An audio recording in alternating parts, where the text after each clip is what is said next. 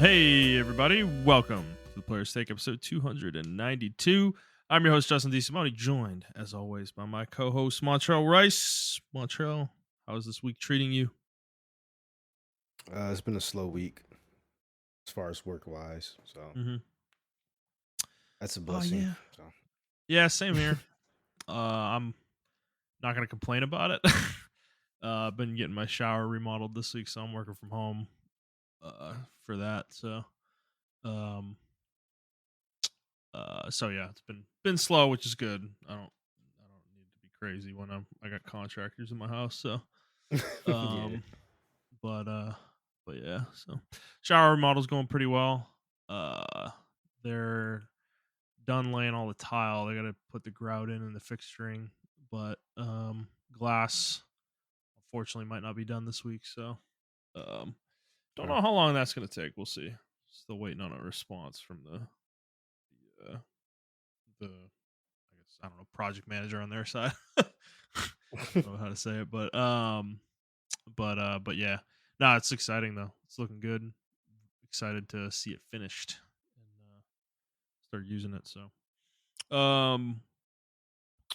yeah, I don't know much. You want to just jump right in this week? I'm feeling feeling like I want to just get into the news, you know? yeah. We can just jump into it. All right. Well, for those of you who haven't listened before, this is our weekly show where we talk about video games, video game news, and other topics pertaining to video games. We post at 6 a.m. Central Time on Fridays on Apple Podcasts, Spotify, Stitcher, YouTube, and your favorite podcast app of choice. And if you'd like to send us questions, you can do so on Twitter at The Players Take, or you can send us an email to theplayerstake01 at gmail.com, and we will read it on the show and answer your question, whatever you may ask. All right, Macho. Let's get right into it. I want to talk video games. Let's talk some fucking video games. Let's start like we always do with what we've been playing. I'll go first. We can start with League as usual. I don't know. How are you feeling right now, man? I don't have a ton to say, I guess, in the sense of the game per se, but No, I don't have really a lot to say. are you kind of I mean, feeling the malaise starting to come over you when you're playing League a little bit? yeah, I felt it last night. Not gonna Yeah. lie. I could tell you were you didn't seem into it as much. Yeah, Um, I just wasn't really into it. I don't know. As much as the changes I like they made to the game, it's gonna sound so stupid, but it's just like it's a little bit too late. Like right now, I'm kind of burnt out, and I don't want to leave and abandon everybody when I finally got everybody to play. We have like a regular party, so I will jump in every once in a while, but I have limited myself to like one or two games a day. Like legitimately, I played with Jet. It was just me and him, and I was just like, all right, I can play like two games. And it was mhm. like 9:30 when I got offline. I played some other games because I'm like, I just don't feel like playing League all the time. It Yeah, doesn't I make don't me want feel to. good. Yeah, Yeah, it doesn't make me feel good at all. When I'm yeah, playing it. Um, Even when we win, I'm just like, well, I guess we gotta climb again. Like, or we're right. gonna get a terrible team the next game. So I don't know what's going on right now, but yeah, I'm just like kind of over it right now. Yeah, I'm kind of feeling the same thing coming over me. Um, I'm not saying I want to quit either necessarily. Like I still want to play a little bit, but man, I don't know. Right now, I just don't. I feel like the communities just feels like it's in such a bad spot, dude. Like people are just like they're so fucking rude, man. Like, and they just play like assholes, you know. Like if like we had that game, you know, where we lost to that. What was it? The fucking Yasuo Malphite joined at the fucking hip combo.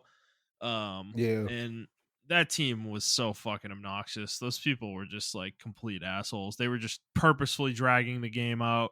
They were like farming Baron at a certain point because we were defending our base, but we couldn't push out. You know, they were too powerful for us to push out. So they would just come up to the base and then they would leave. They would kill an inhibitor and then they'd leave and go kill Baron and go kill Dragon and then kind of stand around for 5 minutes and do nothing. You know, it was like it was getting really obnoxious. And it's like that kind of shit. Like I don't know. Like I don't know. We kind of got into it with them in the chat. I jumped in there, you know, because they were pissing me off that much, and I just was like, it's fucking like they're fucking losers, man. Like it was such a frustrating game. So I don't know. it's like a combination of that and then the game itself. Right now, like I just don't feel like most games. You're right. Like whether we win or lose, I don't really feel good afterwards. You know. Yeah. And the fact that we can't play ranked in a way that we want to is really frustrating as well. That we have to like split up to play duos or solo duo queue. I'm Yeah. not a huge fan of that. To be honest, like because it's like it's me, you, and Jet, right? Like the three of us have been playing the most together, and it's like I really wish we had a trio queue that we could do with the duo solo queue. Like we weren't thrown into flex, because then we could play together, and it would be better. You know, playing duo is just like it's some games are fine, but then other games it's just like, dude, it's like me and Jet are the only ones doing anything on our team. The rest of every other fucking role is getting demolished. You know, and it just doesn't. It feels completely lopsided. So I don't know. You know, I'm just like if some other multiplayer game pops up, you know, I'd probably down to try it or something like that. I mean, I will transition this into the I guess the multiplayer game I am playing. So this kind of happened last weekend, and it started like this feeling with League started popping up last weekend, and I'm kind of at the that's kind of made me like I started thinking about Turtle WoW again, and I was like, you know, I don't need anybody to play this, so I just decided to boot it up, and I just started playing it on Saturday, and got my the hunter I had. My hunter was at level 41. I got it to 45 over the last few days, and you know, having fun with it. I'm enjoying myself. Um, you know, it's World of Warcraft. It's nothing. You know, everybody knows what it is. It's like it's just World of Warcraft, but this server is a little different. There are some different things. There's some content that they've made specifically for it. This isn't like a official Blizzard server, so there are some differences to it that I appreciate. But overall, it's still World of Warcraft. You know, majority of it's the same game. Um, so so yeah, I mean, it's good, but I'm starting to, you know, see if maybe Jed will come back into it. And I asked Brian about it today. So, you know, maybe get the gang back together, get that hardcore group we had going again, maybe, you know. But so if you want to join us, Montrell, you're more than welcome to. But you know, I don't know. I kind of want to play something else that isn't League, like something co-op or, you know, group based, some kind of RPG or something. So yeah, that's kind of what I think precipitated that. Outside of WoW, I did start playing you know, I was done with fuck, what the fuck was I playing? I don't even remember what the hell I was playing. Oh, Warcraft 3. I finished Warcraft 3 last week and I was kind of like I need another game to play. Single player game. So I started up Joan d'Arc on PS5. It came to the console in August, I think, is when it released. And this was a PSP game. It's a, you know, strategy RPG. Final Fantasy. I'd say Final Fantasy Tactics looking like it kind of looks like it has similar structure to it in terms of your party composition. You're not really allowed to have very large armies in this game. Like you're at most usually going to have 6 units in any given stage. It's definitely similar to Final Fantasy Tactics in terms of that and like the stage design. But I will say from a statistical character customization standpoint, it's nothing like Final Fantasy Tactics. It's actually very straightforward of a game. So the game gives you characters, you know, as you progress through the story, and Mhm. there's not much to it in terms of it's a very simple game. I think if you like your strategy RPGs to be straightforward and simplistic, I think this game would be very appealing to people because it really is just you kind of level up, your stats go up. You can equip skill gems onto characters. That's really your main way to customize your characters. Is skill gems. They can have equipment on as well, but there's only 3 slots for equipment. There's armor, weapon, and then like an accessory of some sort. And those are the main ways you customize your characters. They do kind of lean into specific archetypes, like their stat growths, as far as I know, are fixed. Or at least appears to be they're fixed in some way. Um, so they're like specifically programmed out. So like character like John, for instance, will gain 3 strength at level 2. You know, from going from level 1 to 2, 3 attack, I guess I should say. from level 1 to 2, but later on, like at level 30, she might gain 10 attack when she levels up to level 30. You know, it's but I think the levels are fixed. Like she levels up the same way every time you play through the game. I don't think there's any real randomization to it. There might be, but I don't whether there is or not, I don't think there's a huge impact to it. Because there's nothing you can do to manipulate those stat growths in any way. So there's no customization there. You just level up and your characters get stats. So yeah. I think the other major mechanic is certain characters can transform. They have these armlets on that are like magical, and they'll have these gems slotted into them, and they're able to transform. At the beginning of the game, John's the only one who can transform. You do get somebody else kind of towards the end of the first chapter of the game, and then I don't know if you get more later. I'm in chapter 2 right now. I think I'm at the end of chapter 2, but that those transformations are limited, so you can only do them once per gem per battle, and they only last for 2 turns after you do them. So you need to be very careful where you use them and pretty deliberate with where you use them in the battles. But and the battles themselves, so this is kind of interesting. The game is really straightforward, and I'd say early on it seems really easy. But the game isn't that easy. And this is mainly because of a I would say 2 things. Some of the objectives can actually be difficult to achieve in the game. They actually give you pretty strict objectives sometimes. Specifically, one, there was a battle where all my characters had to escape, and none of them could get knocked out. Like you could not have any of them die. But earlier before that, every battle for the most part, everybody but John could die. You know, and they would just come back in the next battle. There was no repercussions to it. But that in that particular battle, you couldn't lose a single party member, which is tough. That's not easy to do in this game. And they had like a really powerful boss enemy like at the escape point that you had to walk past, which was kind of made it hard to deal with. So I failed that one like probably 2 or 3 times, had to redo it. And then I've failed a couple other missions, specifically because every mission in this game has a turn counter. So it will have a number of turns you have to complete the mission in, and if you don't complete it, if you don't complete the objective before you hit the end of the final turn, you will lose automatically and have to start over. So I've had that happen a couple times as well, mainly because you don't know what the mission is going to throw at you the first time you do it.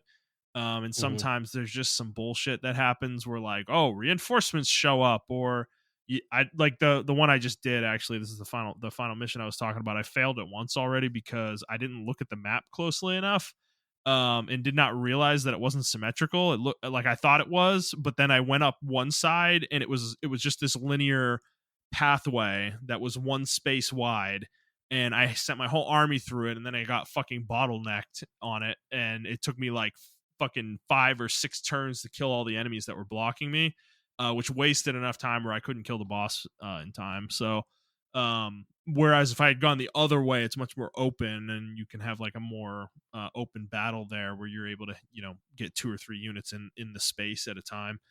So that bottleneck would not have happened. So you know, there's things like that happen with the game. It's not like I'm actually. It's funny. These issues are I don't even know if I'd call them issues, but these things that I'm mentioning, some people might hear this and think it's like a negative, or you know, I'm saying this in a negative way. I don't. It's actually making me like the game a little bit more, because I think if this game was brain dead easy, with the lack of customization that the game has, and how straightforward the leveling and character progression is, I think this game would be really boring. Actually, like honestly, that's kind of how I was feeling at first.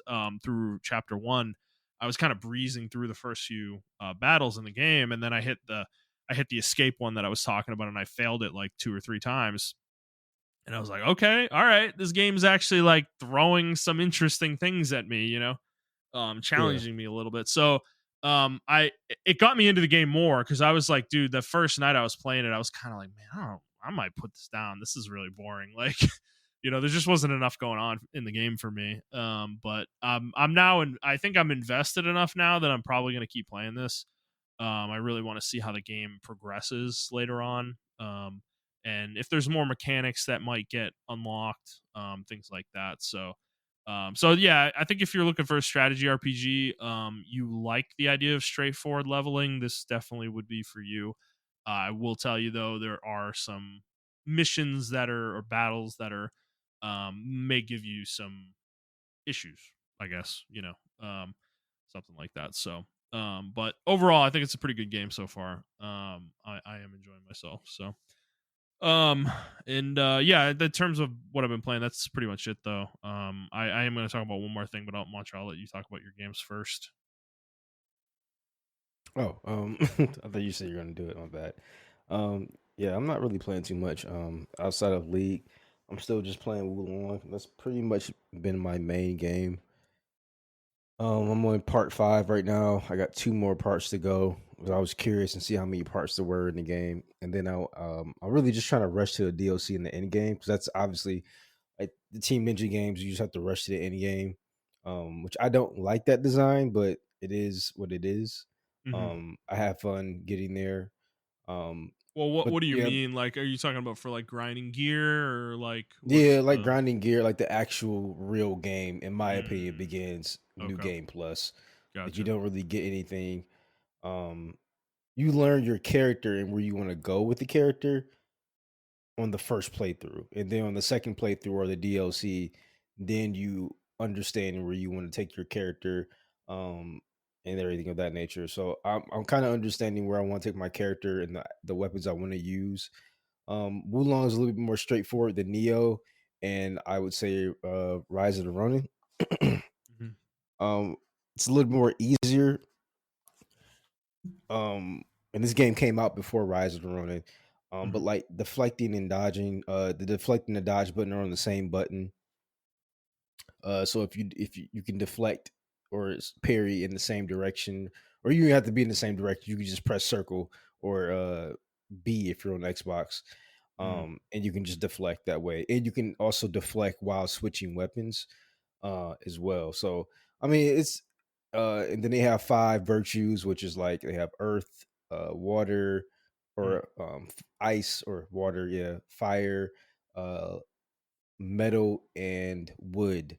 And then you can scale off. You can pick weapons based off those. So each weapon, you do have like there's like I think 10 to 13 different weapons, and I think the DLC added 2 more weapons. But unlike Neo, um, it's not locked in stone like what they scale off of. So for instance, like this, I think it was the Switchglaive that scaled off of Magic in Neo Hmm. 2. Yeah. Whereas with this one, you can find the majority of the weapons. For example, the dual blades. You have 2 different types of dual blades. You have dual katanas, or 3 actually. You have dual straight blades, dual katana, or not katanas because this is in China. So you have dual curved swords, and then you have dual hooks, or I forgot what they call them, like some kind of hook saber thing. But for instance, the dual straight blades, they scale off of water being their primary, and then I believe fire being their secondary. Okay. So you can scale up, or you put levels into or points into each virtue, and you may have like level, or you may be level 50 with your virtue, fire at level 25, and then your water at level 25 or whatever. But you can Hmm. kind of you can respec anytime you want to, and that the game actually wants you to do that as well, because you can actually set up classes like loadouts when you go into like different, when you want to Yeah. go into something different. You can just click a loadout. I'm like, all right, this is my water loadout, and all my weapons and magic that scale with water and everything of that nature. This is my fire loadout, or this is my hybrid loadouts, or whatever the case may be. So you can respec anytime during the game without any kind of repercussions, which I do like. So the Nice. game is a lot more straightforward than, in my opinion, than Neo. Uh, they do have all the other stuff where you can have like 2% spirit key, or raise your this and that, and they have all that stuff. You can Yeah. customize all that and all that stuff like that as well. Another unique feature, like I said, because I don't even think I broke it down the very first time I played Wulong, like last year. Hmm. Um, 'Cause I was just in a different headspace when I was playing that game. Um, so another thing is as well, like rarity 1 and 2 items, they have different move sets on them. So you get a certain move on them. that you press like R2 and triangle or something like that, and you'll do a move, Mm. which is one of their special martial arts, as they call them, the martial arts. And they have different properties and different animations and different usages and everything of that nature. And rarity 4 and up, I believe there's higher rarities because there's also a second gauge to where you can, because you get three martial arts right now on each weapon that's rarity 4 and higher. But I believe there's more, because I saw on just looking at the thing that there's three more that are empty. So I believe like the higher the rarity, the more the more martial arts on weapons you get. And the martial arts are different on each weapon. They're randomized. Like when you pick them up, that's the RNG factor. So you may want to find a certain weapon with a certain martial arts, with three certain martial arts that you want, and that's all randomized and stuff like that. So that's where the RNG comes into play, because you can't put your martial arts on a different weapon, even if they're the same type of weapon. You can't do that. They're just locked onto that weapon. Now you can swap them on which button you want to put them on, but you can't, change it, unfortunately, because that's one thing I was researching. So that's where the RNG and the grinding part comes in that, and that's the primary. I think the primary thing a lot of people will be grinding on, Hmm. late game with Wulong. Um, Also, I don't think I know I probably like last year explained the spirit gauge, but I didn't explain it well. So, the spirit gauge you get by attacking people or deflecting people, and it's neutral um at one point, and then it goes into the blue, or it can go into the red. And if you go into the red, uh whether you're getting hit or you're blocking too much, because they do have a block button, and you're blocking too much, then you can get staggered and tired out, and your character goes into like an exhaustion mode where they can't do anything, leaving the enemy open to hit you. Same thing with the enemy. They have a spirit gauge where if you get their spirit gauge all the way to red, you can perform a final move on them, or whatever the case may be. A spirit attack is what they call it. Mm. And the more spirit attacks you'll perform on them, the smaller their gauge will be. I don't think that applies to you, but because it just does massive damage to you. But if you do spirit attacks on them, the smaller their gauge would be, where they would have to be into the red, or whatever the case may be. Spirit gauge is really interesting because it's also your mana bar. So you can spam magic and martial arts attacks. You don't have to wait for a cooldown, as long as your spirit bar is not all the way red. Even if it's a little bit red, you can still do a spirit attack, or a martial art, I'm sorry, or a magic attack or something of that nature. Um, and obviously, when it's blue, you can still spam it all the way until it's like red and something of that nature. Um, but then it goes neutral, and you can still spam it until like it's red, like I said. So I think that's really cool. I think I believe I got to play Rise of the Ronin again, but I believe Rise of the Ronin is running off of a cooldown system. I Hmm. believe I gotta check it out. I can't remember how they're doing their martial arts, because their martial arts is a little bit different as well, way different from Wulong. They have different styles on different. You have like 13 different weapons with like it's a ungodly amount of styles that you have. I think it's like 15 different styles, and Jesus Christ. uh each style has six styles that you can level up, and you can level up your style through the Wait, bond wait. of a master. So the Yeah, it's styles crazy. have styles? What the fuck? Oh, no, I'm sorry, not the style, the martial arts of the style. I'm sorry, I Okay, apologize. okay. So Yeah, there's the weapons, and then there's the styles, and then there's the martial arts for each style. I mean, how many correct. combinations are we talking about, dude? Hundreds. Like, how many of these can you use at once? Like, can you switch between them in combat, or can you only use like Yes, one you at a can. time? You can switch Okay, between three styles in combat. three weapons or three styles? Three styles and two weapons. Okay, so you can have six at the same time, I Yeah. guess. hmm Okay, that's still Um. insane. Yeah, it's still insane.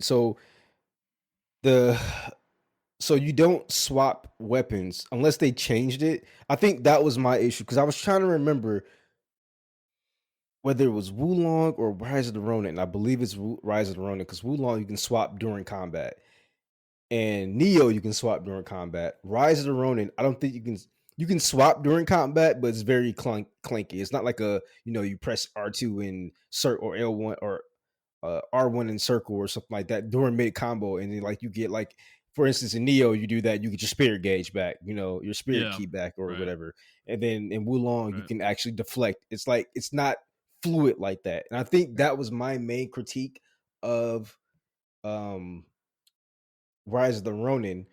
When I go back and play it, I will let you know. But that was my main critique. The game doesn't want you to switch weapons; it wants you to switch styles. That's where your style switching is. So you are going to be like majority of the time probably just like one or two weapons. If you want to swap something else and play with that, that's what it is. But I believe the game really just wants you to focus on your style because each style is drastically different, or not drastically different, but they do totally different things and they have weaknesses towards each other as well. So you got to remember that in Rise of the Ronin as What the well. fuck? So So it's like it's got like Pokemon weakness shit too. it, Like, dude, this game it, just sounds like overly complicated in a way that is like really negative. Like there are probably I, certain martial I'm arts on certain weapon styles that literally nobody has ever used because there's just so many combinations, dude. Like yeah, I feel I'd like love to know I'm the over stats, you know? yeah, I feel like I'm over exaggerating it. Um but I am remembering that correctly. Now, because I'm trying to remember if there's a button to swap, like to give you the second page, and I don't think there's a button. So I'm going to walk back something. I believe you can equip 3 styles, and each style has 3 martial arts. So you can't put a second page of martial arts on that style if that makes any sense. Mhm. But you still get 3 styles with 3 different weapons or whatever, um, or 3 different martial arts per weapon. So you're still walking around with like potentially 12 9 abilities you can do, Mhm. and those take the place. Think of it as in Neo where you had high, medium, and low stances. That's Mhm. you can take it as like that, and then Yeah. each stance has its own martial arts associated with that stance. They just turned that system into actual like styles. That sounds worse. Yeah. Yeah, I'm not a big fan of it, which is I think Yeah. why I dropped it when I got to the second land. Yeah. Because I think I'm on Act 2 or 3 in Rise of the Ronin. And also I don't the story, like I said, the story isn't the best. I don't care about the bonds with the masters that I gotta do, but they extensively make you do that to get better stuff. And you have to seek out if you there are hidden there are hidden styles that you have to seek out. One thing I do like is the time. Like I said, in Rise of the Ronin, they have a time mechanic where you can go back in time, and certain choices you can make again, and you can get a different master on that timeline, and then train with that master, and then ride it all back again, and then go forward or whatever the case you want to do. Mhm. Yeah. Which I think is really cool. But anyway, getting back to Wulong, I like Wulong as it's just a straightforward game. It's taking the path like Neo, where it's missions. Um, I mean, if you're all familiar with Neo, you go to different lands, and then each land has like the main missions and the sub missions. And this one, you're in parts, because you're in the land of China. You're going through the Yellow Turban Rebellion and the Three Kingdoms War. So that's the time place if you guys are familiar with that. So like think of Dynasty Warriors, but like Neo now. That's Mhm. the time period you in, and Yeah. I'm about to fight like Lu Bu and everybody. Like everybody knows who fucking Lu Bu is. He's like one of the most famous video game characters almost ever. Mhm. That people who play video games know who he is. Um, so yeah, I like the simplicity of Wulong, which is why I think when I went to Rise of the Ronin, I was so turned off by the non simplicity of it, and I was also turned off by the lack of magic. They don't have like there's barely any magic in the game. It's all martial arts. Mhm. And Gotcha. I think Team Ninja needs that mystical element uh to the Mm. games to make them like, Neo is better for it for sure. yeah. Um and me personally, I think Wulong a little bit better than Neo 2. I like Neo 2 because it has like it's so vast in the amount of stuff that you can How do. could you? Get But off I this like podcast, you fucking hater. but How dare you? no. But I do like Wulong for the simplicity. So I think Wulong is easier for people who never Yeah. played Team Ninja games outside the Ninja Gaiden games, the Ninja Mm. Gaiden games. Mhm. If you want to get into it, I personally think Wulong is easier and better. Not better. I wouldn't say better because they're two.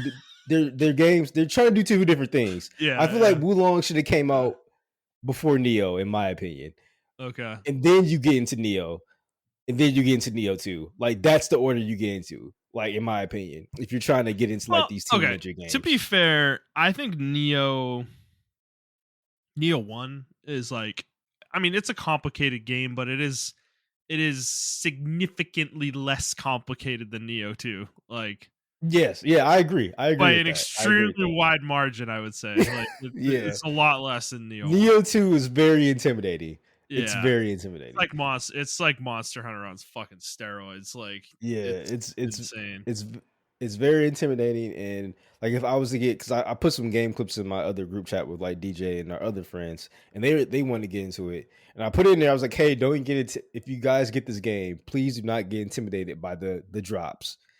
Don't worry about the drops and the abundant of drops that you get until New Game Plus. And And actually, I got that Wulong? advice from you. Oh, okay. Yeah. Yeah, and Yeah. Wulong and Neo. Yeah. Because I was getting overwhelmed with that. You're like, hey, just don't fucking worry about it until like New Game Plus, or you Yeah, up the just dude, difficulty. I think that's the thing. A lot of people just, I can get it. There's a lot like Neo 2. I think if you're gonna play the Neo games, Neo 2 is not the place to start. Like go to Neo 1, like play Neo 1. Like that will get you into the game, understanding the systems, understanding the mechanics, the way the character controls, the weapons, how the weapons are and everything and how they feel. And yeah, that's the thing that people I think lose, right? Because if you just take the skill trees, the weapon types, the stances, the gameplay mechanics of the action combat, and all that, that's a lot on its own. And then you throw Yeah. this whole Diablo loot system into the fucking fray with the statistical systems and the leveling system and everything, and it's overwhelming. I get it.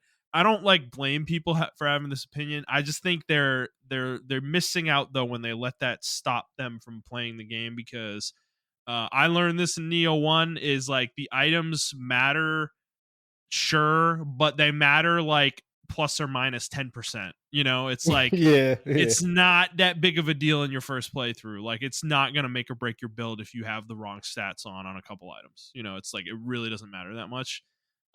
It's much more about how you execute mechanically when you're in a fight. Yeah. That it's way more about that than it is the RPG side of things. Because if you're playing through the game, it's a linear game. So as you're playing through it, you're just naturally going to level to the level you need to be at for every mission. Like if you're doing the missions, like it's not one of those things where you're going to go into a mission and you're under leveled. It's really not going to happen like that. The game is too tightly designed for that to happen. So yeah, that's always my advice to people with Team Ninja games. If you're not into the loot, don't pay attention to it. Just literally put on there is a button in There's the a menu. button for There's you. a button in the menu, and I'm pretty sure this is in all their games. Is It literally is. you just press it and it puts the best gear on that you have, that the game, like whatever that criteria is, whether it's the level of the gear or rarity or whatever it is. I don't know what they use in every Yeah. game, but just use that. If you don't want to deal with the items, you don't have to do that. Go to the fucking smithing guy and select all. Anything that isn't equipped, select all and disassemble. There you go, you're done. Like you do And that and every they mission. It will take you 2 minutes and you don't have to worry about it. Like you don't have to sit there meticulously fucking comparing this pair of pants to this pair of pants. Like you don't have to yeah. do that. And It's that's what happened to yeah. me on my very first playthrough of Neo 2, and I got really overwhelmed. But Yeah. even in Wulong, they upgrade, like even in Neo 2 was really good, like with DLC, or not DLC, but Yeah. with like quality of life patches and stuff like that. Yeah. They realized that the inventory was a big hurdle, and they made Yeah. it simpler to like dismantle stuff and everything Yeah. like that. Like you have certain criteria, like anything under this rarity, dismantle, or Yes. There's it tons of automatically selection dismantle. filters. Yeah. Yeah, yeah. Yeah. So I do like that. I think another game too, if you want to get into Team Ninja games, uh, that's really simple but really fun is Stranger in Paradise. I think that's Mm, a really good game to get into. yes. It's definitely not as Gearing is way complicated. less complicated. Yeah. Exactly. Yep. Yeah. And they have like different magic that you may be familiar with, like Frega and all the other stuff like that. They do really cool things in the game and everything. And you can play like a mage, or you can play like anything you want to play in Stranger in Paradise. It's actually a really well designed game from that aspect. It's just extremely short. Yeah, But the thing I didn't like about the game is that it encouraged you to class swap all the time, and like you couldn't really take anything from class to class. You know, yeah, yeah, that was the thing I didn't really like about the game that much. Like because you had to do it to get your base stats, right? I believe you got your passive yeah, stats off those skill trees. So you kind of had to do it to level your character. But then you're switching from like a two-handed sword wielder to like a fucking black mage, and I'm like, I don't want to be a black mage, you know? Like yeah. I wanna dual wield daggers as like a thief, you know, or something. Like, and the game I lets you do believe that, but you know, I believe later on in the game, I can't remember because I got to like the chaos mode in that game, and I believe later on in the game you can actually take certain skills and put them onto other okay, trees and stuff gotcha. like that. Yeah, But yeah, I never I got can't there. remember though. Yeah, I didn't beat the game, so I never got there. yeah, and I understand. Like it's one of those games that's hit or miss. Like I was really into it because I really like how corny Jack was. Um, Yeah, but yeah, I don't know. I think Wulong's a really cool game. I think it's a really easy game to get into. Um, DJ kind of mentioned that it was like a Souls game, and I was like, no. He's like, it's like a Soulsy boss rush game, and I'm like, because he got it confused with like Wulong or Wukong, and I'm like, yeah, No, they use this kind of the same. Only thing that's like the same is the bonfire shit. That's it. Like they use yeah. that same mechanic. Everything else, and they have like really cool boss fights. But like that's a part of every game now, or that's been a part of like Devil May Cry and I mean, everything. action That's games have been action that games in general. forever. Exactly. Yeah, Yeah. yeah, Yeah. right. So I can't in good faith compare Team Ninja games to Dark Souls games. The only mechanic to me, in my opinion, is like the bonfire mechanic, and that's it. Besides that, like everything else is like their own thing, in my opinion. I'd say in Neo the leveling system is ripped out of Souls as well, where Okay. you level your base stats one point at a time, you know, with every Yeah, level it's the up. same thing in Wulong Um, and I believe in yeah. Stranger in Paradise as Um, well.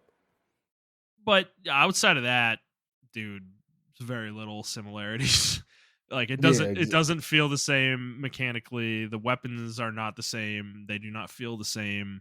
The pace of combat is not even remotely close to the same. You know, yeah, exactly. the level design, I guess, is inspired by Souls for sure. I Yeah, would say yeah, that's true. But in a good way though. Like I think the levels in Neo are excellent. You know, yeah. they're very tight and they have those like interlocking like shortcuts where they kind of turn back into themselves at a certain point. That's all over that game. It's really good. Well, that's one thing I do like about playing these games, especially like the Team Ninja games. I feel like even though they're super long, right? They still respect your time. And the reason I say that is because these missions are 10 to 15 minutes max. You Yeah, may get like a 30-minute mission that's like crazy hard or whatever. But like I can get through the game. I can get through a significant portion of the game in like an hour and feel like I've done something substantial that day. And that's what I love about the game because I there be times I come home, I may work out, study, then I play the game for like 2 hours, and then I jump on League with y'all after I'm done playing the game. And I feel like I got a full day of gaming out of it. It's not like a Final Fantasy VII or even a Dark Souls or anything like that where I don't feel like I got anything out of like that 2 or 3 hours of playing or whatever the case may be. hmm Um, it's just straight into the action. Um, which is another thing I kind of respect about Wukong, even though it's an interconnected uh game. Uh, I still feel like that game respected my time because like they treated each chapter as a level, and I can just save at different points of the thing and then turn the game off or whatever. So yeah, I, um, yeah, I think that's another reason I'm like I'm staying away from Rise of the Ronin a lot is because it is open world. They don't have that same structure. Um, Yeah, right. So it they doesn't went with the respect your time Ubisoft. inherently. They went with the Ubisoft thing where you gotta do challenges and shoot these many arrows on the horse and you get a little badge saying that you did it in each land and you gotta collect the cats in each land. And I'm just like, all Oh, right, man. brother. Like, Yeah. yeah, exactly. I'm just like, okay, man. Like, I don't fucking care. How many Um, games can I do this kind of thing in before it isn't fun exactly. anymore? You know. Yeah, Rise of the Ronin feels like a game that's a little bit too late for me as well. I'm gonna beat it. I'm gonna go back and beat it because I just love the combat so fucking much. But yeah, man, it's just everything else, bro. It's just like, ugh. But I like Wulong because it's respecting my time, and I've talked too much about the game. So yeah, that's all I'm playing right now is League and Wulong, or League and Wulong right now. I do recommend it to anybody. It's definitely on sale for like $20, I think, right now with the DLC being $7. So Yeah. it's definitely think a good pickup for anybody who's like looking to get into something. Gotcha. All right. Well, yeah. Outside of playing games, I've been reading about games. And Jason Schreier's new book. It's called "Play Nice: The Rise, Fall, and Future of Blizzard." I think is what it is called. Something like that. You can find it on Amazon or anywhere that sells books. I've been reading this the last few days. I'm pretty deep in it already. I'm about 40% of the way through it already. It's not a long book. Well, I say that it's like 350 pages, but it's a pretty quick read. Is what I'll say, which is true for Jason's other two books as well. And it's about Blizzard. It's literally it's basically like a chronicle of Blizzard's entire history up to a few months ago. It seems like. So there's some very current information in here that I haven't gotten to that point yet. He tells it in chronological order, pretty much as closely as he can.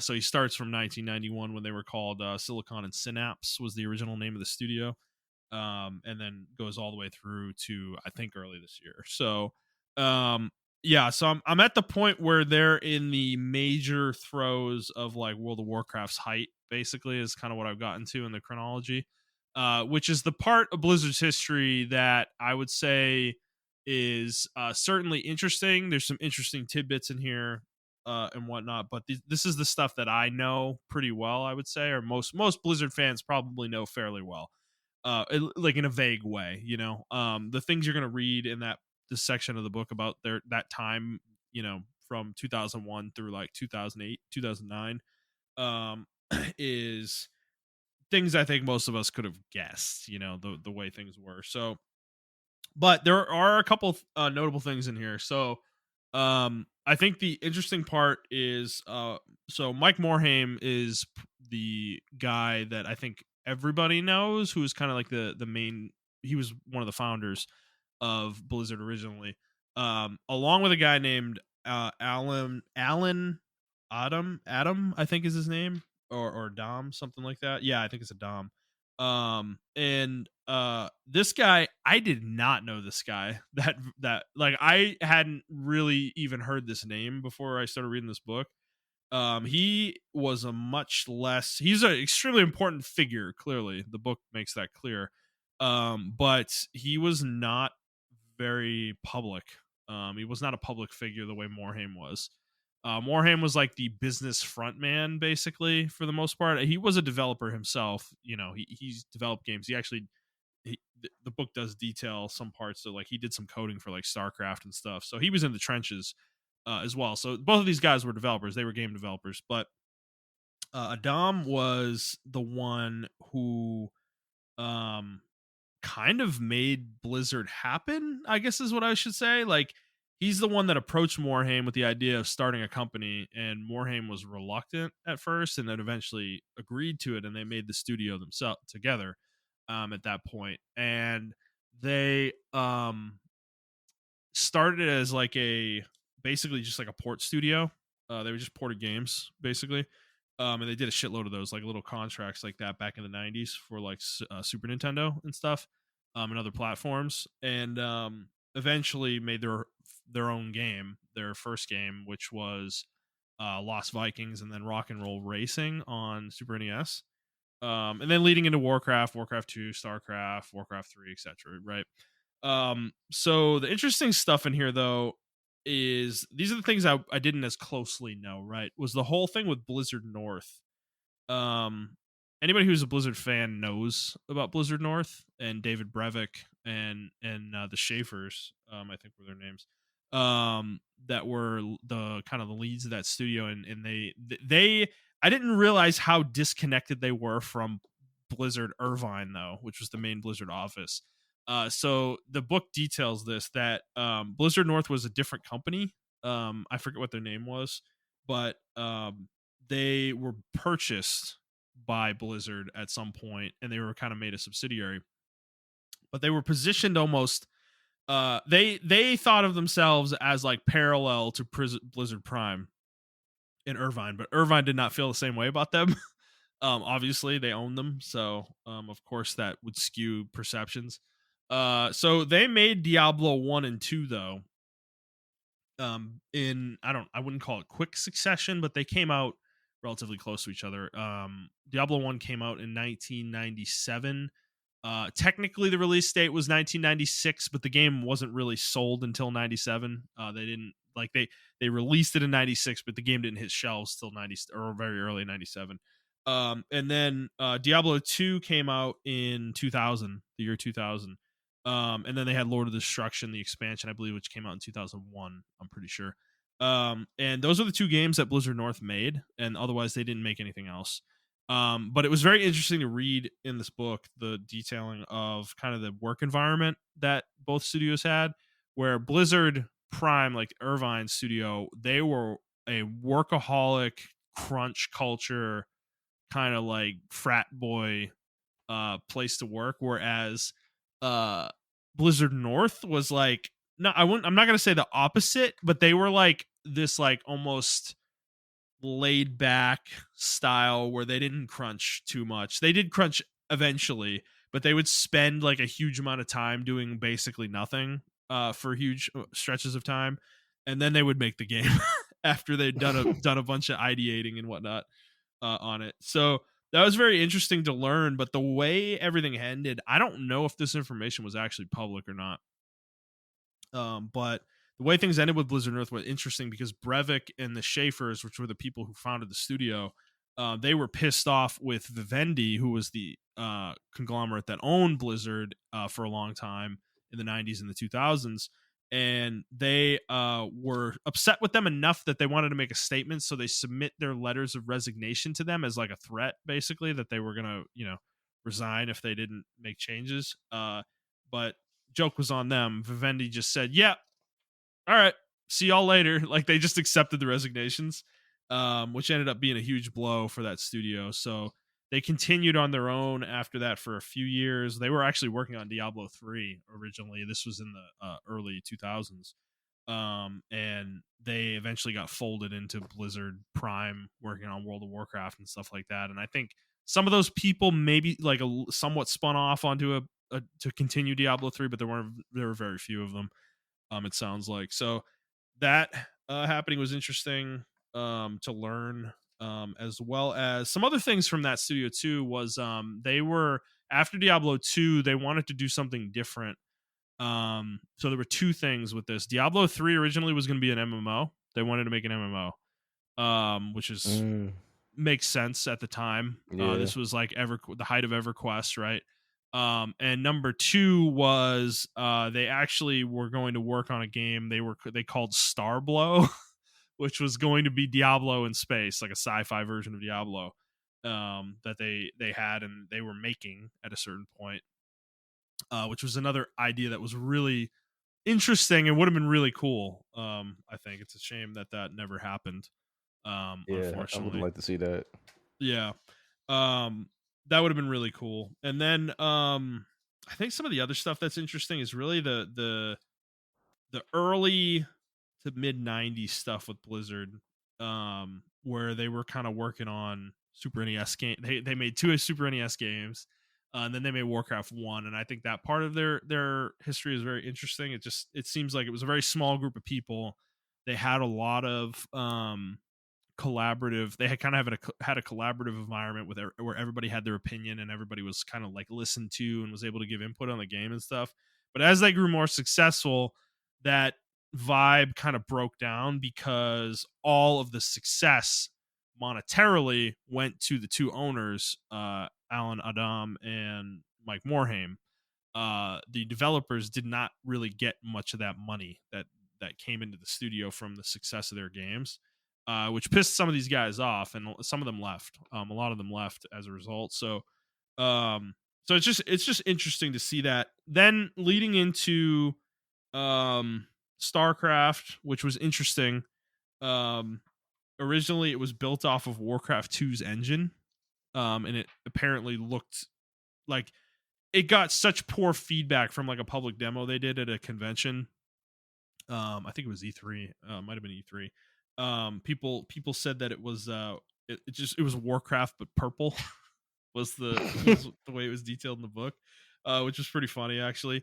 So they ended up building StarCraft from scratch, and dude, can you believe that they built this game in like I think it was like 14 months? They built StarCraft 1 or 16 months, something like that. Like how insane is that? That's kind of crazy, actually. Yeah, a game of that I caliber. mean, it kind of makes sense. It kind of makes sense, though. I mean, the game is kind of simplistic, but yeah, it's just still kind of crazy that they did all that in I 14 don't like the months. thing is it's not though. It's actually really complicated when you break down the asymmetric nature of the three races. It's wild. I can't believe they did that. With all the story cutscenes and everything too, where you have all the voice acting and everything. Like, dude, the voice Yeah, that acting was that all that done part in is kind of house. crazy. Yeah, dude, all the voice Really? acting was done in house. Yeah, they didn't hire voice actors. Like they just the internal developers did all the voices. Which is nuts to think about because it's so good, you know. Yeah, it Um, is. like it's really like a lot of the voice acting in StarCraft is really good. I'd even say in Warcraft a lot of it is really good as well. Warcraft 3. So to hear that was funny actually. It was kind of cool to hear that too. But and then there was Warcraft 3 is actually weirdly not highly detailed in the book. There's very little on it, which I do find interesting. There's just not a lot about that era. I think Jason was very focused, probably correctly, on trying to find out as much as he could about World of Warcraft, which was being developed in parallel at the same time by a different team.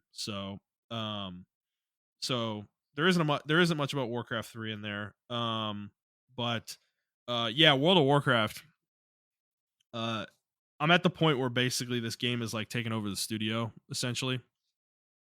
Um, this was as the game was growing in subscriber numbers and eventually peaked at like whatever it was, 12 million or 13 million.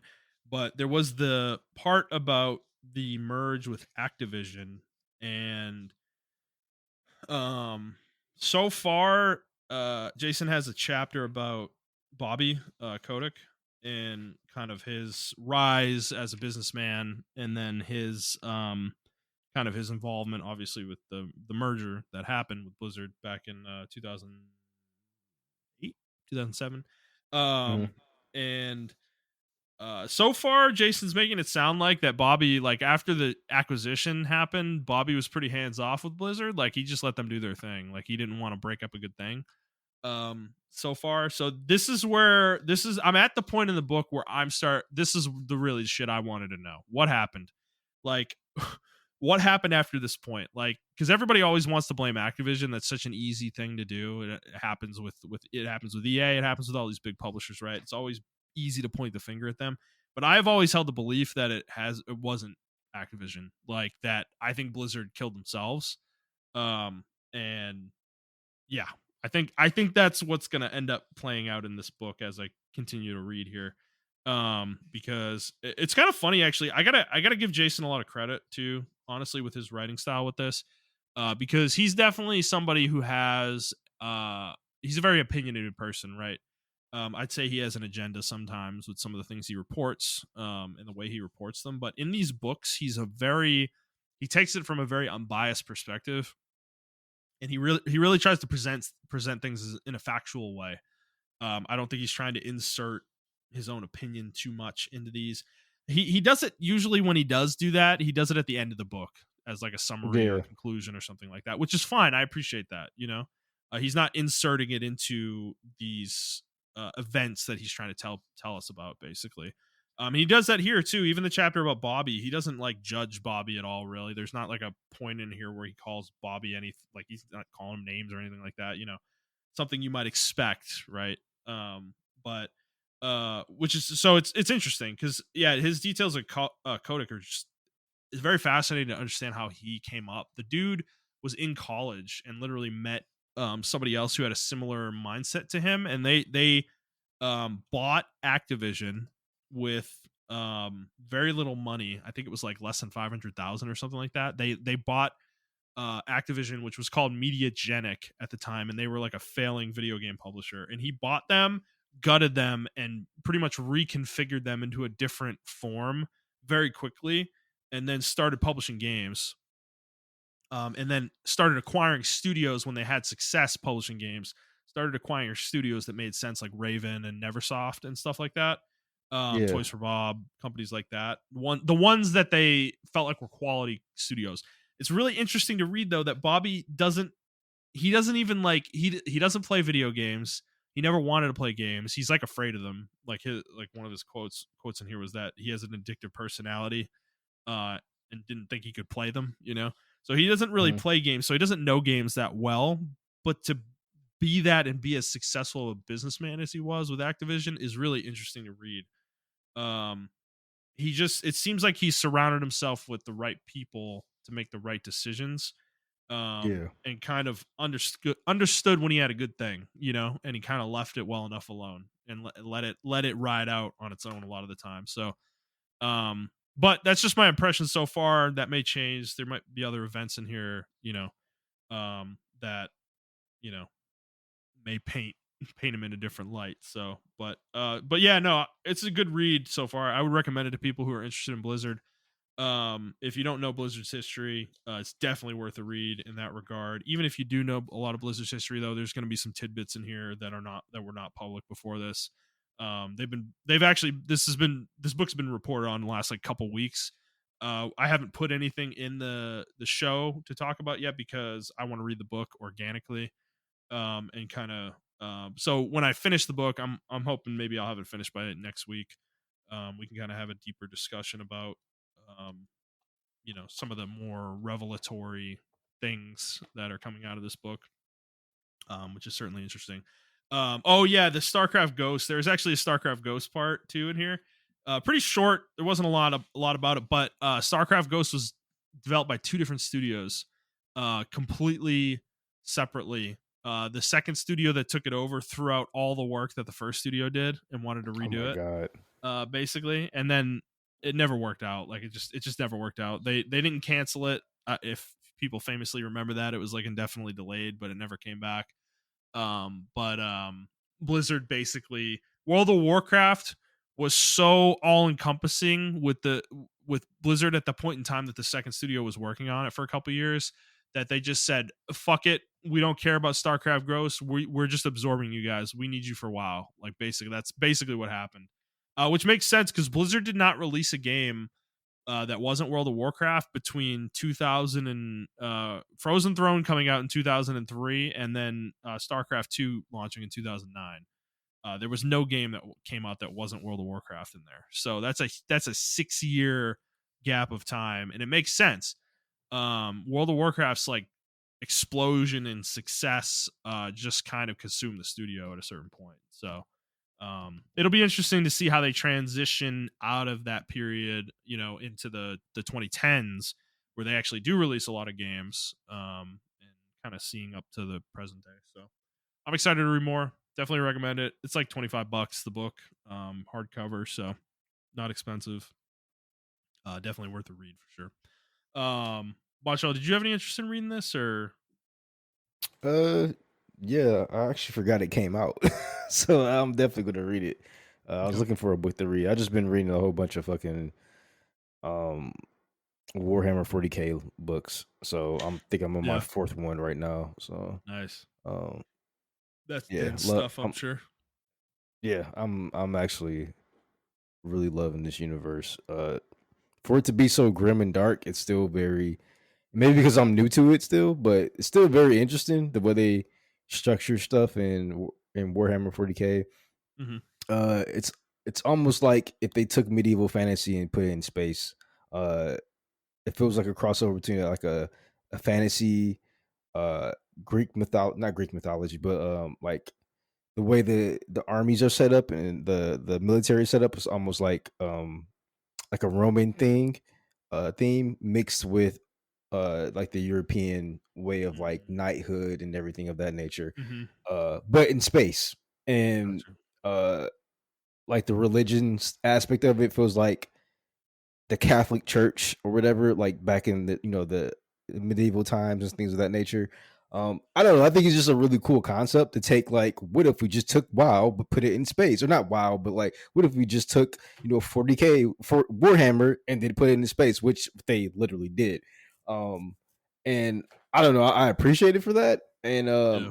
I appreciate the lore behind each chapter and why things are the way they are because there's a it just make the world feels real. It feels like a believable world, believe it or not. um and I actually appreciate that everything's gray. There are no good guys or bad guys. It's just a gray world. Like, I mean, they're objectively like the chaos demons or whatever. They're objectively, I guess, bad, but like once you learn more about them as well, you're like, oh, I can kind of see your perspective as well. So it's just like, I don't know, it's just a really cool world to be in. It's not like Star Wars where it's like, oh, there's obviously a dark side and a light side and blah blah blah. And it's like Yeah. there's Yeah. like everybody has their agendas and why they're doing stuff, and there are separate stories within certain things, and it's just like a there are rabbit holes everywhere. And those rabbit holes, I haven't found a rabbit hole that I didn't like yet that I went down. Mhm. So um Yeah. yeah, and yeah. Cool. Cool. All right. Montreal, let's get into the news. We don't have a ton to talk about this week, but we'll get through it here. So, first thing is Ubisoft, continuing a conversation we've had for a couple weeks now, is a report from Bloomberg um, about Ubisoft and Tencent are exploring the idea of a buyout that Tencent would acquire Ubisoft in some form. Nothing's happened yet. Tencent has a 10% share of Ubisoft currently, and the Guillemot family, who Yves Guillemot is the CEO currently, they have around 20% of the company. Um, so yeah, they wouldn't have to buy all of it outright, but they would have to buy a significant portion of it, for sure. But yeah, I don't know. The big thing is here. I mean, we were talking about them going private, and that probably would make a lot of sense for Ubisoft. But Montreal, is this what you would want though? Tencent coming in, No, and I was afraid this was gonna happen. right? um I don't want them coming in, but also what else is Ubisoft gonna do? I feel like they can't do anything right. Even if they do something right, someone's gonna still hate it. So Yeah, it just maybe doesn't. some From a business standpoint, though, like, dude, selling to Tencent now is like the worst decision you could make. Like, you're selling it like an all time low, dude. You know, it's yeah. like I don't know, like, like if I was Yves Guillemot, maybe he can't do this. Maybe internally the pressure is so high that he has to do something. The employees may just not like might be an open fucking rebellion at this point, but if they're not though, and he thinks they can weather the storm for a couple years, like, dude, they're probably gonna jump back up somewhat. They might not hit that $80 high that they had at whatever point that was a few years ago, but if they get back up to 40, 50, and then explore the acquisition, they would make a lot more money that way for anybody who holds equity in the company. But at the same time, um, it doesn't really matter. I don't care about Yves Guillemot getting rich. She's gonna get rich either way. So, for Ubisoft as a company, I mean, I still think getting acquired makes sense for them long term, but Tencent is definitely not the party that I wanted to execute that idea. Yeah, I think they need someone to acquire them, but I think they need to do is, unfortunately, uh, remaster some old IPs, maybe remaster a couple Splinter Cells, or something of that nature, just to get everything the ball back rolling. You know, release Beyond Good and Bad, or Beyond Good and Evil Good and rather. evil, yeah. Uh, yeah, release that game, or at least do a remake or something of that nature. I don't know. Hmm. Um, they just need to get away from Assassin's Creed. I think they need to get away from Assassin's Creed. They need to get away from uh like X Defiant, because they're chasing fads. I truly believe the one thing that they had that was very unique that both me and you loved was the Division, and they just let Yeah. that go to shit. I Um, mean, Division 3 is in development, but yeah, is I it? think Division Is it? it is, yeah, it is. Okay. But Division 2 was just such a misstep to me. Yeah. I'm still Same. just so disappointed in that game looking back on it, you know. They, Cuz dude, they Division 1 was like, I remember getting into the beta for Division 1, and I was, dude, it was over a weekend and I was obsessed with it. I've like I was too, man. I dude, was too. like I haven't been like that for a game in a long time, dude. I can't even remember the last time. And like Division 1, that beta, dude, it was crazy cuz the Dark Zone was open and it was so fucking fun. It was chaotic, it was crazy. A lot of people Dude, don't like understand. I don't think I knew of a other game that was doing the extraction, the DMZ extraction mode before the Dark Zone. I mean, let me right. know if you guys know of another game that was doing that. But this was essentially Escape from Tarkov before Escape from Tarkov was a thing. Yeah. Like, Right. and I feel like they created it and they just did nothing with it. And then they just gutted it in Division 2, It's like which Blizzard with MOBAs, didn't know what they yeah, had. exactly.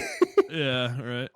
Because that was the funnest part of the Division 1, was the Dark Zone. But yeah, like I don't know. I feel like they just need someone to reel them in. They have to stop chasing fads. They have to stop chasing like just the money and actually make a good game. If that makes any sense. Right. Like, I know that's kind of Yeah. counterproductive to a business, right? But it's just like when you release a game that's ass, like Sea of Thieves, and then you tell people, not Sea of Thieves, I'm sorry, Skull and Bone, Skull and is it Bones, Skull and yeah. Bone? Yeah, Skull and Bones. Um, and then you tell people that's a quadruple A game. Yeah, you lost me, brother. I'm sorry. Like, there's nothing else to talk about here. And then you Mhm. release a Star Wars game that was kind of anticipated, to be honest with you. Um, and then it came out and it gets a 5.9 out of 10, which is like Yeah. decent, right? That's like a average game. It's not like terrible, but it's not like it doesn't. When I look at that game, it doesn't do anything different. Like, what is it doing different? It's just an adventure, open world adventure game in Star Wars, and the adventure part's not really there, in my opinion. So it's just like you spend all this money on these games, that you know and then you finally your one of your hit franchises, you finally take it, you break the glass. Japan, we're going to Japan, and then you fuck that up, and it's just like, yeah, man, maybe it just needs new leadership. Or I wouldn't mind. Is it Deep Silver? THQ Nordic. I wouldn't mind THQ Nordic like jumping in and just buying them up, and Nah, they don't have enough money for that, dude. yeah, I don't think they're like it would have to be I one of the big boys like EA or something. EA or Yeah, I just THQ. don't want EA to get a hold of them. I don't want Microsoft to get a hold of them. Yeah. I Or don't yeah, want fucking Microsoft. Sony to get a hold of them. I think Sony's terrible right now as far as management. Um, I mean, honestly, I guess probably Tencent is the only person that can do something with them. To be honest with you, Yeah. um, but yeah, I don't know. All right. Well, we'll monitor this, see how it plays out. All right. Moving on to our next story. Microsoft has announced that 343 Industries is being rebranded to Halo Studios, and they are working on multiple Unreal Engine 5 games. And the studio says that this is a quote new dawn for Halo, end quote. and it is working on multiple projects. Montreal, do you think this is a? I mean, what do you think this is? What do you think this signals to? What do you think Microsoft's trying to signal here? I I've been thinking about this all week since DJ put that in the chat. Um, to be honest with you, I don't know. So after this came out, my YouTube got weird. Uh, and it started leaking. Like it started showing a whole bunch of leaked like new Halo footage, new Halo games that are in development.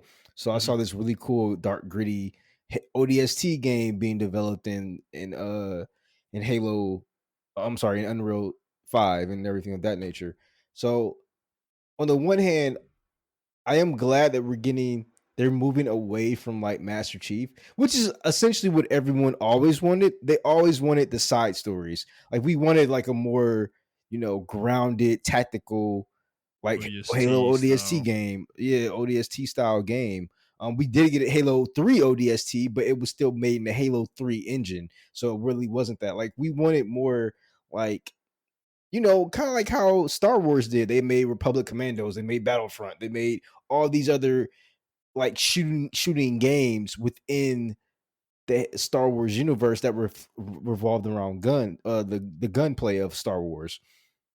And I always feel like Halo had that potential. They would just sew up Master Chief's dick dick hole that they just never let anything else go. Yeah, Um, so I think this is Microsoft finally saying, "Fuck it, do what you want to fucking do." And in my opinion, um, I can't be happy about it though because they said a lot of the people from 343 came over to Halo Studios. hmm, Um, so I don't understand the name change, and I don't understand what this means because if it's essentially the same people, then what are we doing? Are we just saying right. we're announcing a new, it's the same shit but with a different fucking flavor? Like, you I know what I'm think that's saying? what it Like, is. I think that's what it is. I think they're trying to.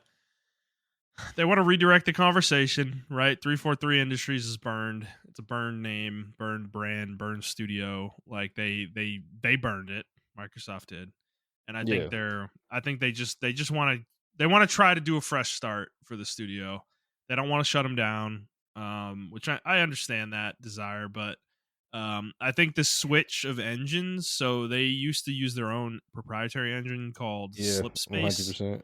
Yep. Going to Unreal Engine 5, I do think that's a big deal. That will definitely make it easier for them to make games, as there are going to be a lot more people, infinitely more people, in fact, experienced in making games in Unreal Engine 5 versus a proprietary engine you would have to literally teach everybody who comes into the fucking studio how to use.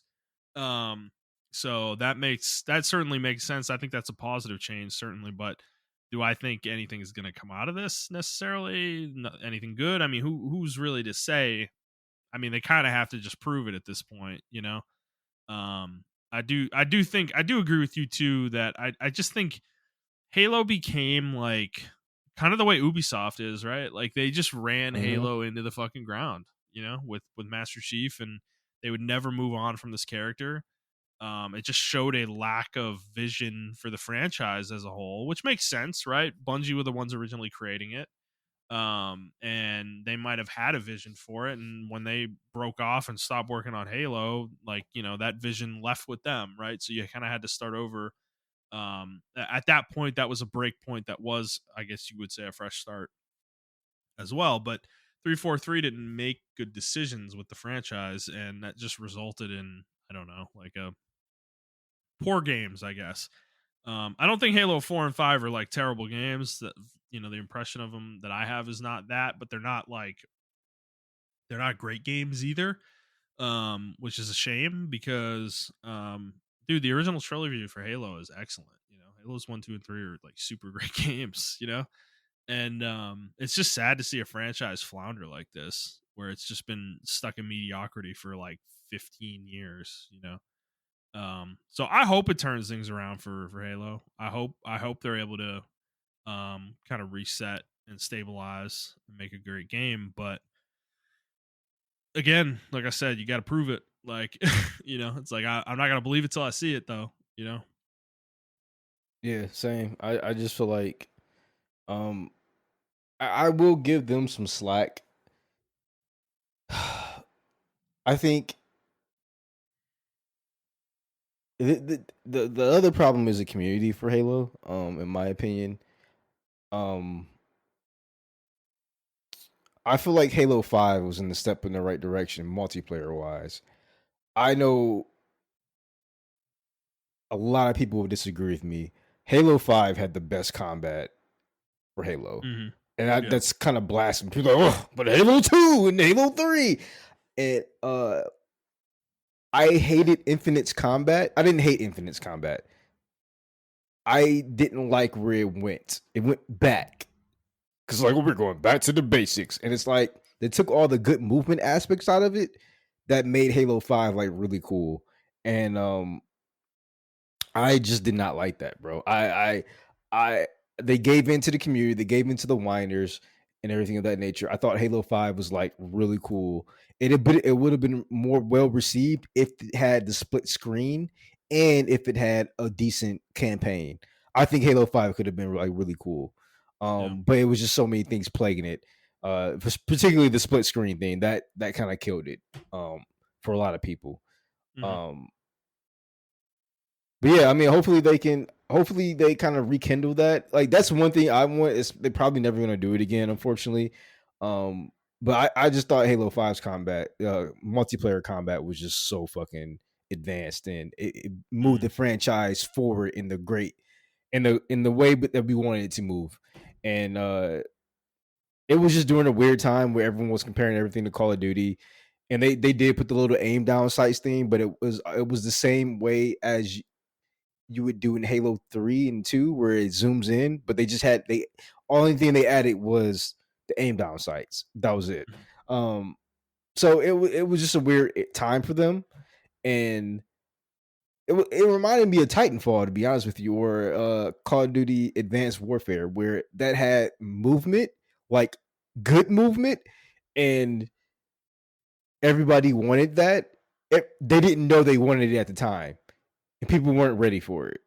And now we get all these like crazy movements and all this like twitch shooting shit that looks like you're on fucking steroids or you're playing or a fucking crack when you're playing the game and shit like that. I don't know if you've seen those videos of people doing that dumb shit. Yeah. And like Call of Duty. But like now we have those games where like these players want movement and it's like we already had that 10 years ago or 9 Right. years ago. So it's like a lot of that too I can blame on the players and the community not wanting to put everybody just wanted Halo 2 again. And I'm like, yeah, but we already have Halo 2.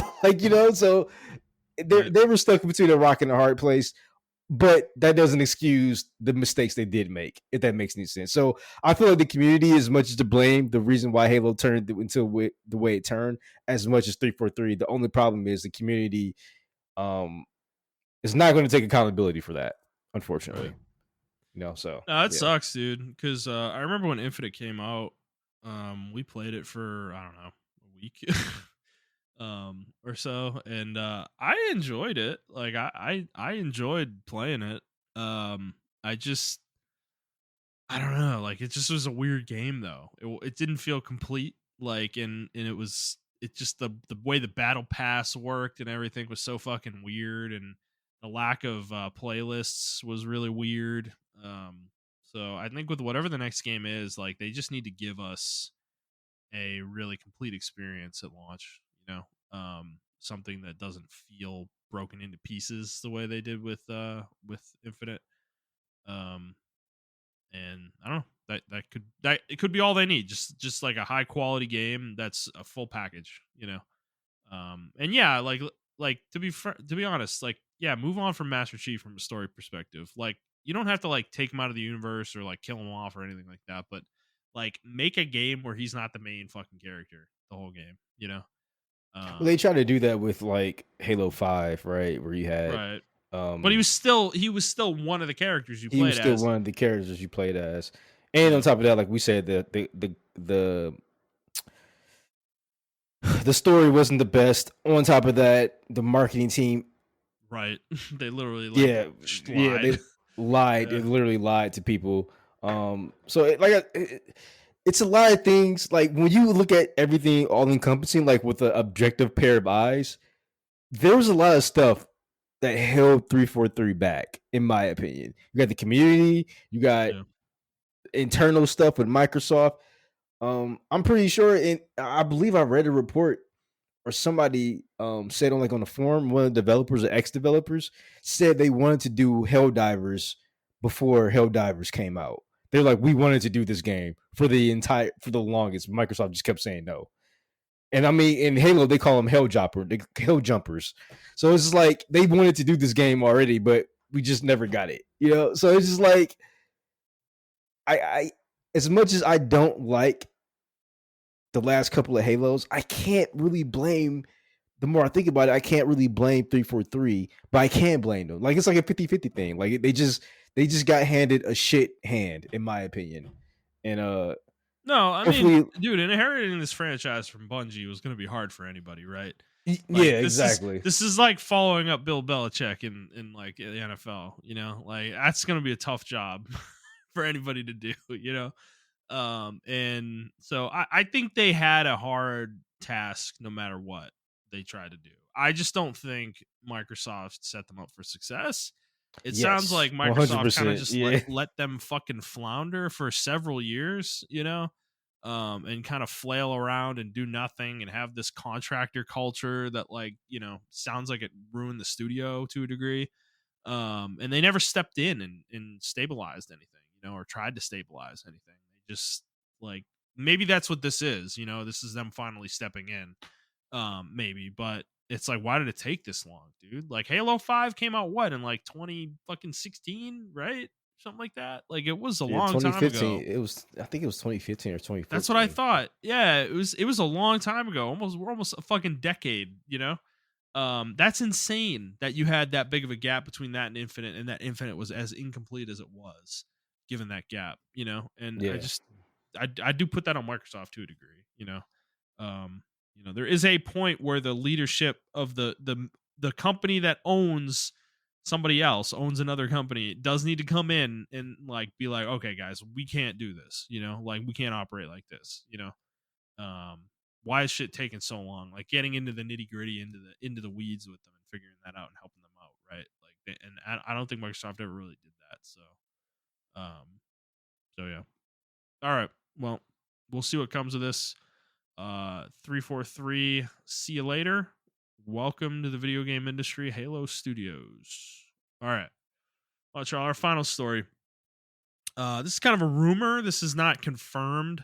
But so this came from there's a report from China, the Zhejiang State Taxation Administration estimated that Black Myth Wukong's budget was 300 million yuan, which is equivalent to $42.3 million.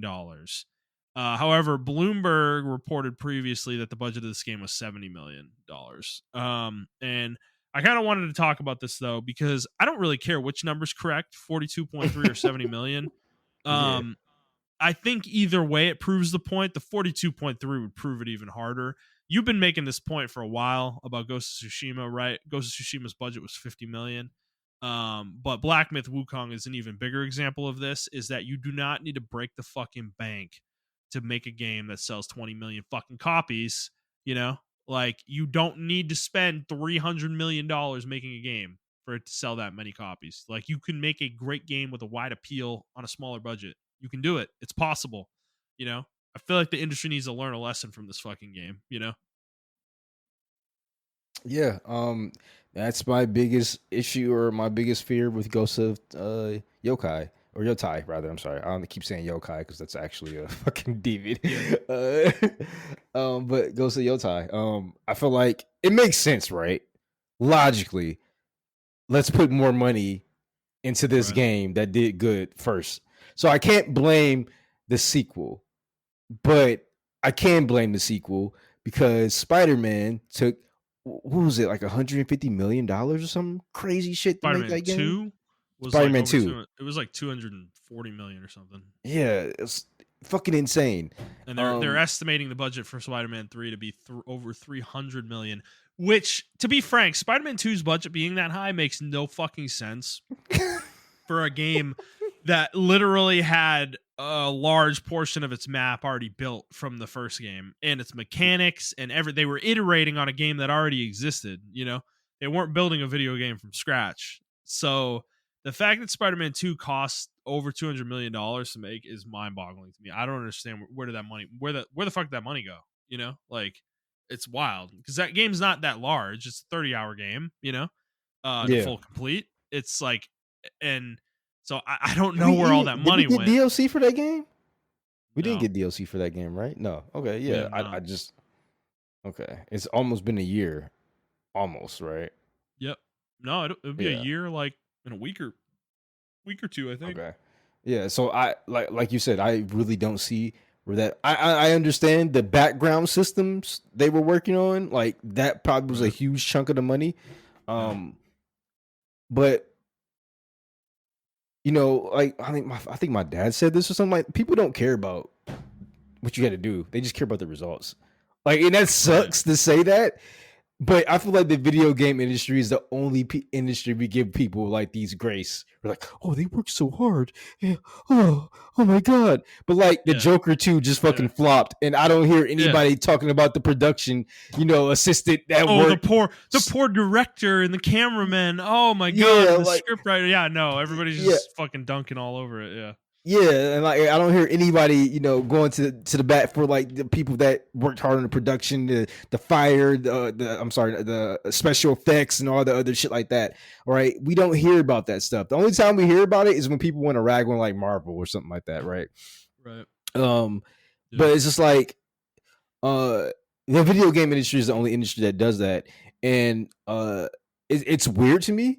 But getting back on a topic, like this game being $40 million or 40, I would just say it's in between the ballpark of 43 to $70 million. Like you Sure. said, that doesn't fucking matter. This game still sold that amount of money probably in its first day. It got all that money back and Yeah. then some more. Definitely. So it's I mean, like gross revenue, dude. That's only like that's 1 million copies. yeah, That budget, it is, and they sold 20 million. Okay, so yeah, they've made their and money over and then some. I'm very interested in seeing what Stellar Blade costs as well, because that's another game. Even though it didn't sell like 20 million copies, it was a decent fucking I game. put it in the probably 30 to 40 million range. Yeah, Which, and it made its money back off right, that game. absolutely right. The And million so copies they sold that were reported that they sold, like they made a healthy profit there. You know, yeah, exactly. And that's what I want. And um, I mean, I don't know how much a Team Ninja games cost, but I can't see them costing over like 100 million, bro. Like maybe 50 million no, for the Team Ninja yeah, games. right, Maybe. I'm being gracious with that one. But like those games are fun and they sell.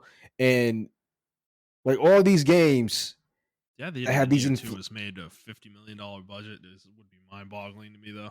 That game is way too good on that level of budget. But you're probably right though. You're probably right. They just put all yeah, their money into the gameplay, right? Like yeah, and you can tell like where they cut corners, and I think it was like the map design. That's why you had these like really tight tight interweaved levels, maps, small levels. Yeah. Yeah. Well, And yeah, it's and like obviously the story and the cutscenes, like there's not a lot exactly, there, right? Yeah. exactly.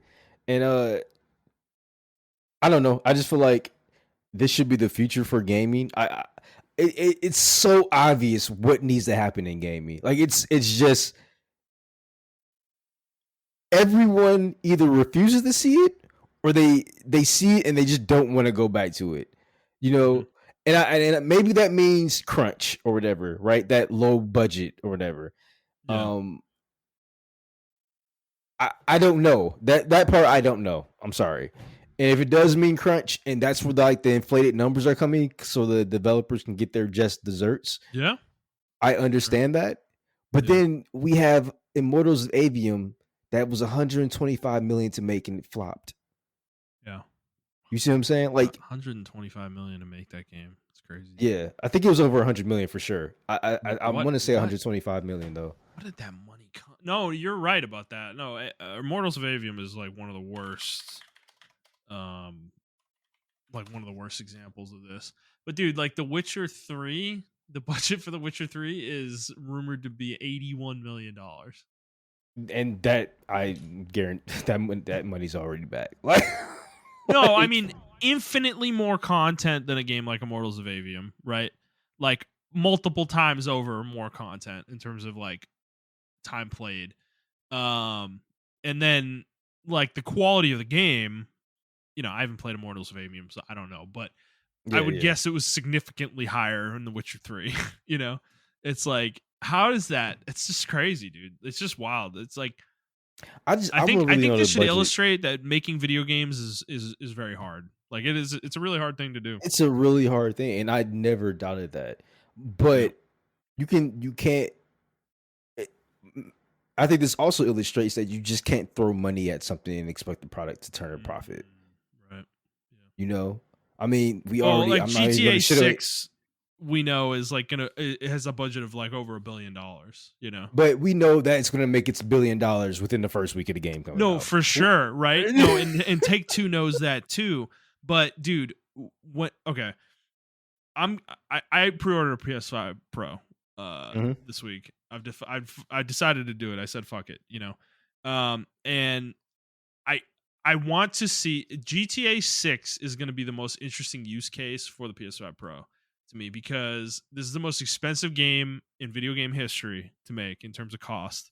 And I think it is going to leverage every single piece of power that the PS5 Pro provides, and what is that going to look like it's going to be it is the idea of what can money get you when you're making a game. GTA 6 is kind of like the use case experiment for that idea, right? But not every game has to do that, like we don't need every game to do that. I feel like Sony's kind of obsessed with that idea, is pumping more money into games to get more fidelity out of them, or voice acting or mocap or whatever, what have you, to make their games higher quality, which I appreciate to a degree. But at the same time, it's like, dude, how do you make Ghost of Tsushima for 50 million and then you make Spider-Man 2 for 220? It's just that those things don't compute. They're not equal. There's like the scales are off there, it's like it's crazy. Because I as much as I think Spider-Man 2 is higher quality in many ways from Ghost of Tsushima, I think from like a pure game to game comparison standpoint, though, like they're fairly equivalent games to me in terms of their quality. Like, yeah, better voice acting, probably better story in Spider-Man, but dude, like I like both games a lot. Yeah, yeah, and I mean, like, we're not saying Spider-Man 2 is bad or anything like that, and I'm definitely not saying that. No, definitely not. Um, I just think there's a reason why Red Dead Redemption 2 gets a pass. Mhm. I don't think the budget should be that inflated, but then when you play the game, you see where almost every part of that budget went towards when you play Red Dead Redemption 2 or whatever Yeah. the case may be. Rockstar has a proven track record. They just don't miss. Like, I'm sorry, y'all. Like, you Right. may have favorite games within Grand Theft Auto and like Red Dead Redemption, but they don't miss. Hmm. Like, I'm sorry. Right. And um I'm not even a huge fan of their games. And I'm just like, they just every time I play their games though, I'm just like, man, y'all didn't miss with this. Like, I'm not a super huge fan of it, but I can see why Well, you people can love it. see the money went into everything, though, right? Like Yeah, it's like they yeah. don't skimp on anything in their games. It's like the I quality is all over the whole thing. You know, I feel like they really respect their developers' creativity. That's where I think the money thing comes down to. Do you yeah, respect your developers? Do you trust your developers? Um, and unfortunately, I also feel like either the management of Rockstar is like watching everything that goes down, or someone is watching and making sure shit goes right. Because then you can get a situation like Anthem where they're hands off, right? They're like, maybe we're too hands on with BioWare. We're going to be hands off now. And then you get Anthem, and there's like yeah. one of the executives had to come downstairs and said, "Bro, why can't I fly?" Like, bro, Yeah. I want to fly. I want to be like Iron Man. Like, Yeah. what? And they totally missed that, right? So it's just like, and then you get other games that are super expensive, like Ninja Theory, Hellblade 2. It, we don't need inflated budgets. We don't need 100-hour games. Even though the games I just mentioned, like Red Dead Yeah. Redemption 2 Right. and Grand Theft Auto, are 100-hour games. Witcher But 3 and they're everything was outliers. Like forget about were them, right? outlet. They're not the ones we're arguing Exactly. about, right? Yeah. Exactly. We don't need. I like. You know why I like Ghost of Tsushima? It was a fucking open world game. That was like a really condensed, like 30 to 40 hour experience. Like I Yeah. didn't have to do everything in that game if I didn't want to, and I loved it for that. I love Final Fantasy Remake because it was a really condensed 30, 25 to 30 hour experience. Um, and I just love those experiences. Wukong, a 40-hour experience for me, and it respected my time really well. And I think that's what people want because a lot of people just don't have time, man. Their main Mhm. core audience that are playing video games, single player video games, you're not getting it from 21 or 22-year olds. You're getting it from the 30 and up crowd. I mean, like data Yeah. proves that shit. You know, Yeah. we're the main ones buying these games, and we just don't have time. We have kids now and everything of that nature. So we want a smooth 30 to 40-hour experience. I'm actually curious to see how much Space Marine 2 costs. That's a good 15, 20-hour experience for me, bro. And I'm like, Mm. I'm good. Like I got my money's worth off that, you know? So I don't know. It's just one of those things. Yeah. Fair enough. All right. Well, Montrell, let's move on to our final segment for the week.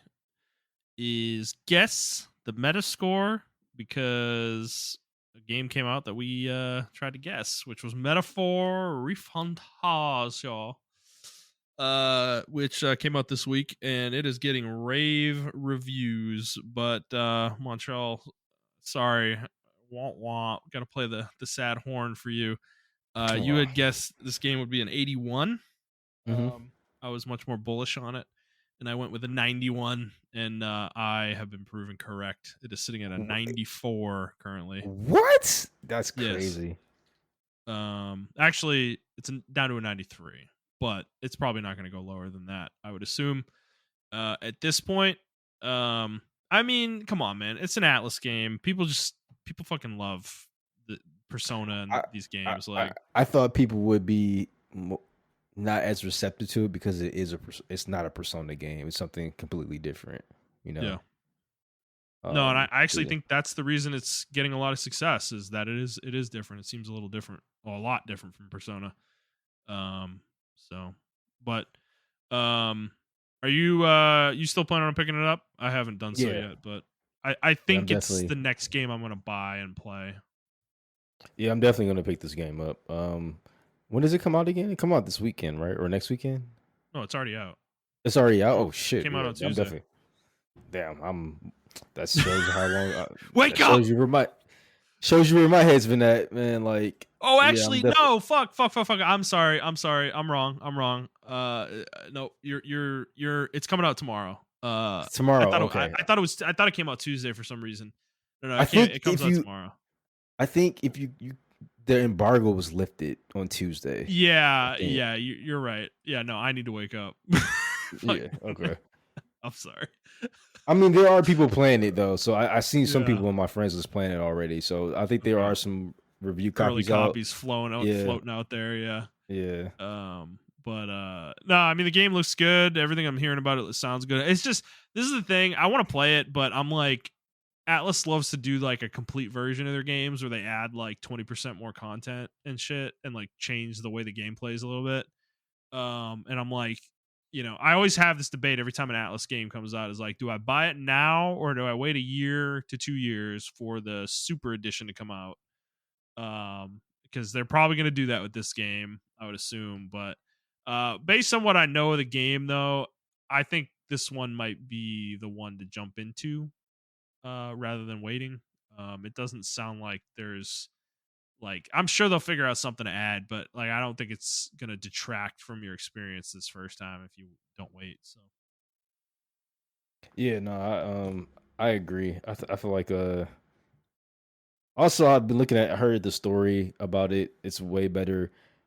It's way better told than the other Persona games. I always had an issue with the way the story was kind of being told in Persona. Uh, Hmm. Not the story per se, but the characters. Some of the characters, the way they were being portrayed and everything. Um, and it seems like this game is doing it something a little bit different as well as far as the storytelling. Yeah. Uh, I don't know. I'm interested as well. I made this point about about Tales of Arise. This game also tackles social injustice within Mm, their universe, yes. uh, because they're going to war with different races and things of that nature, and it talks about that heavily. I haven't seen any YouTube videos about how woke this game is. Mm. Uh, Tales of Arise is woke as fuck until like chapter 4 or 5. That shit was like, quote unquote, what people would consider woke. It was talking about themes of slavery, segregation, and all the other shit like that.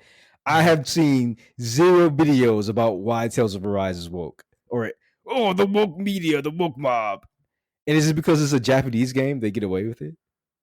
No, I think it's because it's not like overt. They're not putting like black people in there and making them enslaved, right? Yeah, Like, it's true. which is, I'm not criticizing that, right? You can do that in your game. There's no Yeah, problem with yeah, that. no problem Or about like you're making your main character female or making your main character black. It's like those things for like in this game, right? There's different races that are oppressed. It's not the humans and the different like, shades of skin that the humans have that's being discriminated against. It's the different races of creatures in this universe, it sounds like. So when it's like that, people don't mind it because it's not rooted in any reality that they live in for whatever it. reason. So it's like I it feel like it the message sounds is the so same. the way I'm breaking this down makes these people sound like fucking morons, but to be frank, they probably are. So it is what it is. But that's what I'm saying, right? um Like people don't want politics in their video games, But but it's this just like, oozes it. Like, no, these are people that they can't read between the lines. They have no critical analysis or critical thinking skills of their own, so they can't see the fact that this is overtly a political topic in this game that it's discussing. It might be handled in a certain way, but it is there. It's inherently political. yeah, I feel like one game that everyone loves is an environmental game, environmental statement game, which is Final Fantasy VII. That's Right. literally like, Oh you yeah. know, Couldn't be more overt. Holy exactly. shit. You're literally blowing up a fucking reactor at the beginning of the You're an game, dude. environmental terrorist Yeah, group. you're a Like, fucking environmental terrorist in that game. Like it could not be more overt. The planet is literally dying because of the shit that Shinra's doing. It's like, so yeah, so I don't know. dude. No, It's just Tales though. You remember Tales of Symphonia? yeah, As another yeah. example, dude. That game had significant amounts of discrimination that it explored. Uh, fucking Genus. I think that was his name. Oh yeah, no, it was. I remember because my brother and his friend would always call him Genus the penis for whatever reason. But yeah, Genus and his race and what was her name? Rhea, I think. Were like they were like discriminated against because they were elves or whatever. Yeah. Um, and yeah, it's like they were literally in concentration camps in that game. Like it's fucking horrible, dude. But nobody has a problem with that. I guess that's from like 20 years ago though, so nobody was screaming about woke shit yet. But Yeah, exactly. um, But I mean, it's just funny. It's like how like certain games get away with it, and then certain. I watched that video too that you put on in the chat about the oh, Act Man, Ackman, yeah, yeah. and I didn't know there were 1,400 games people listed as woke. That's insane. Unbelievable that a website like that fucking exists, dude. And like some of the games he was pointing out where it was literally like it had a line and it had it highlighted yellow and was like has what was it? Was it like woke propaganda or something? Yeah, LGBT themes, and then the Themes, LGBT, yes, what it and then the theme, like y'all, the theme would be in the character creator, it says body type 1 or 2 instead of female or Mhm. male. It's like That's it. That's it. There was That's nothing else. it. There was nothing else in the game. You couldn't be gay or anything. Like there was nothing else in the game like that. Like it's like that's fucking wild that people think like that, dude. Like it's crazy. It's Yeah, but I'm gonna be on the lookout for that. I will be petty, and I'm gonna look out on the lookout for when the game gets its final release on tomorrow actually, and see what people have to say about the themes that are in that game. yeah. But yeah, I feel like you're right. It's probably because it's not real people or black people or whatever the case may be saying these themes or trying to get these messages across. So it is what it is. But I am going to play this game. And I'm looking forward to it. Didn't we have another game? Oh, it's not out yet. Dragon Age. It's not out yet. Not yet. Uh, It will be. I am. I'm very curious about that one. Yeah, that one's probably going to get review bombed in my You're opinion. playing that, right? Yeah, I'm playing that for sure. That's going to Okay. be a first day buy for me. Cool. I am on the fence. I think I'm going to get it on Black Friday, but Sparking Zero is looking really good. Dragon Ball Z Sparking Zero. Sparking a zero. The stuff that they did in that game is actually what I want from. It's actually like they set the standard, right? They set a new Yeah. bar. Like Yeah. they're doing what if themes, like what if you can save somebody, or what if you killed Radix before he actually told Vegeta and all this other shit like that. Like it's really cool what they're doing with the game. Everybody lived happily ever after. Yeah, it's like it's really cool Yeah. what they're doing with the game and everything like that. And the voice acting, they have different scenarios for each thing, so they actually put a lot of like thought and stuff into this game and everything. So I am going to pick it up. I probably won't pick it up on Black Friday. I'm not going to spend $70 on it though. But Yeah. I don't know. I feel like even Ninja Storm, they did that as well. They did they did some what if themes and everything of that nature. Each character that interacts with each other has a special voice line and shit like that. So yeah, like when I say anime fighters, like if you're gonna do an anime arena fighter, at least just fucking try your ass off. But like, don't just do like My Hero Battle Arena and that's it. Like, oh, we got the heroes in there, and that's it. What do you mean? What do you mean, Montreal? They made a new template here that they're going to copy for the next 10 years. You're right. Why not? Yeah, we'll upgrade it every 10 years or so.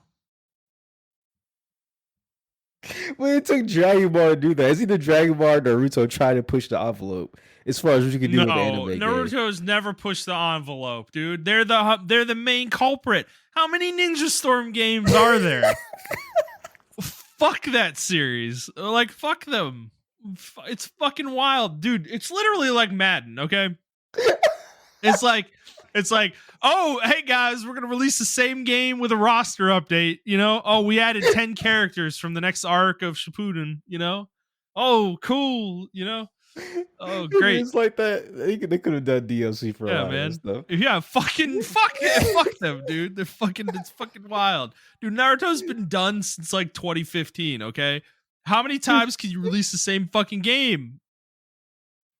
Like the story's over, I guess their argument would be it's too big to put all in one game, But to your point, yeah, they could just make DLC. But no, fuck it. Let's just release Naruto Ultimate Ninja Storm, Revelation Part 1, Naruto Ultimate Ninja Storm Revelation Part 2, and then Part 3.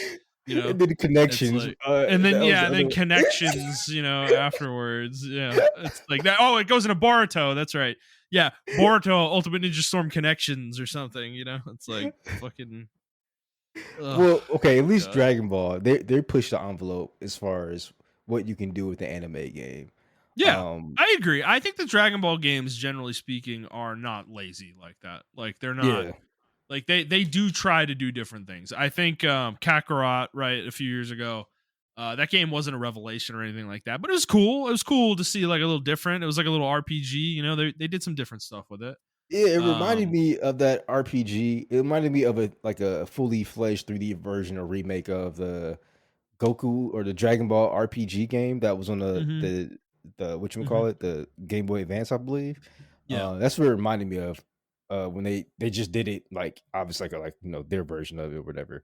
So I mean, yeah, like I think that's what people want. There is in defense. There's one more. I think Bleach is trying to push the envelope. Their fighting game looks really cool as well. And I think One And Piece just who really even wants that game though? Like who watches Bleach? Who cares about Bleach? Okay, no, like seriously, I haven't heard anybody talk seriously about Bleach in 15 years. Like seriously, man. You know, I don't want to be a hater, but like, how many anime YouTube channels are out there? How many of them have actually ever covered Bleach? Any of them?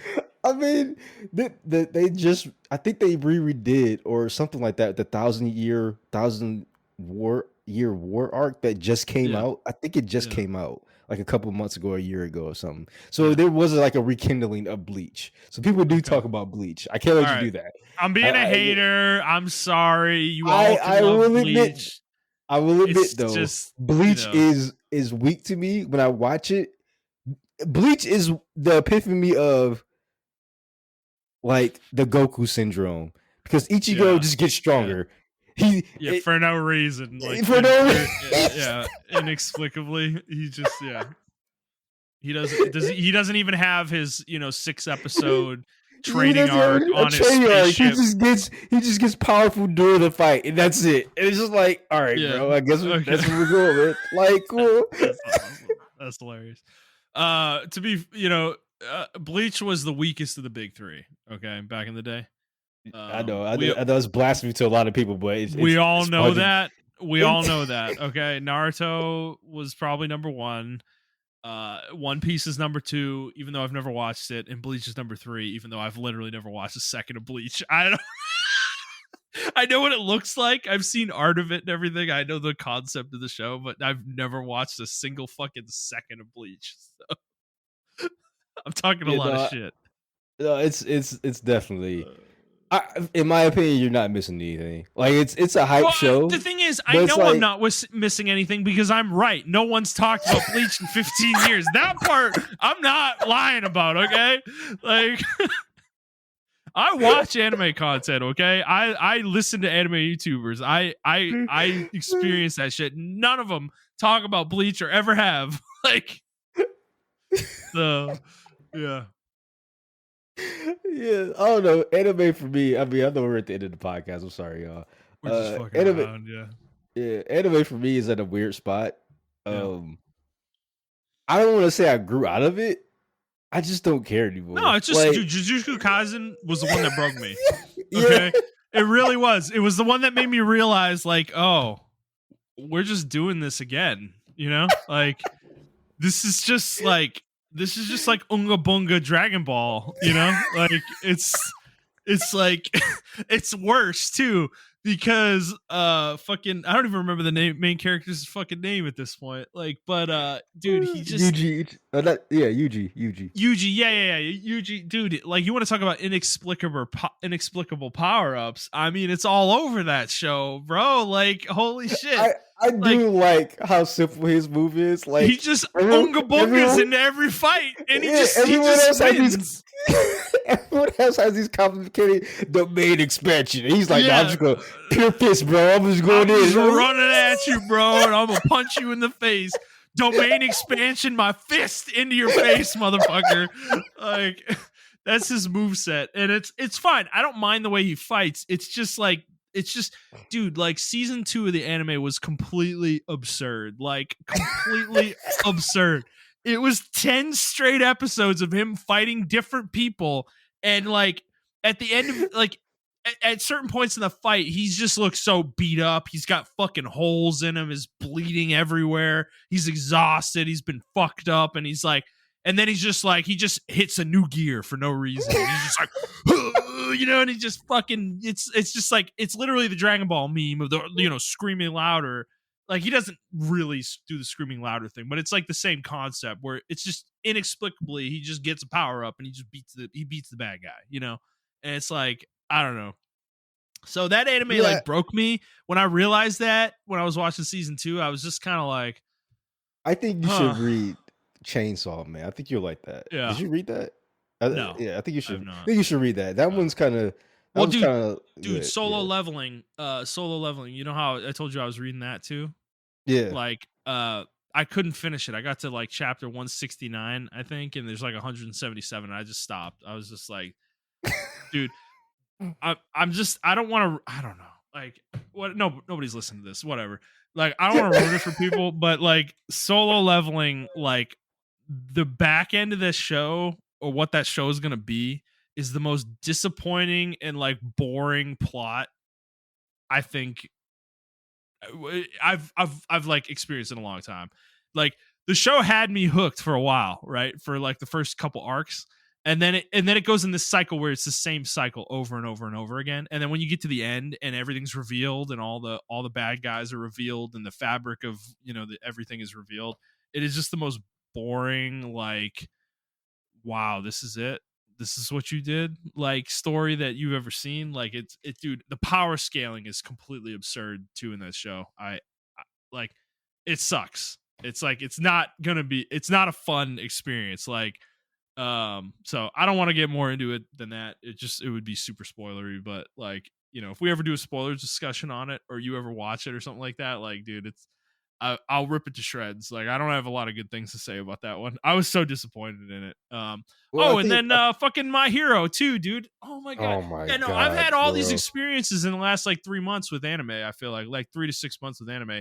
It's like, The dude, the way the My the Hero ends end the end of My Hero is a fucking travesty. sucks Actually, I don't so know if this is bad. the end yet. I don't know if this is the Yeah, end yet, but the way Juju Kaisen, like, quote unquote, ends, I think, yeah, because I yeah. said it in the chat a couple weeks ago. I was like, y'all, I don't know if y'all should read the end of this shit. Yeah, dude, no, My Hero, like, okay, I am gonna spoil it a little bit. I'm not gonna get into like exact things, but I'm gonna say something that might spoil it for people.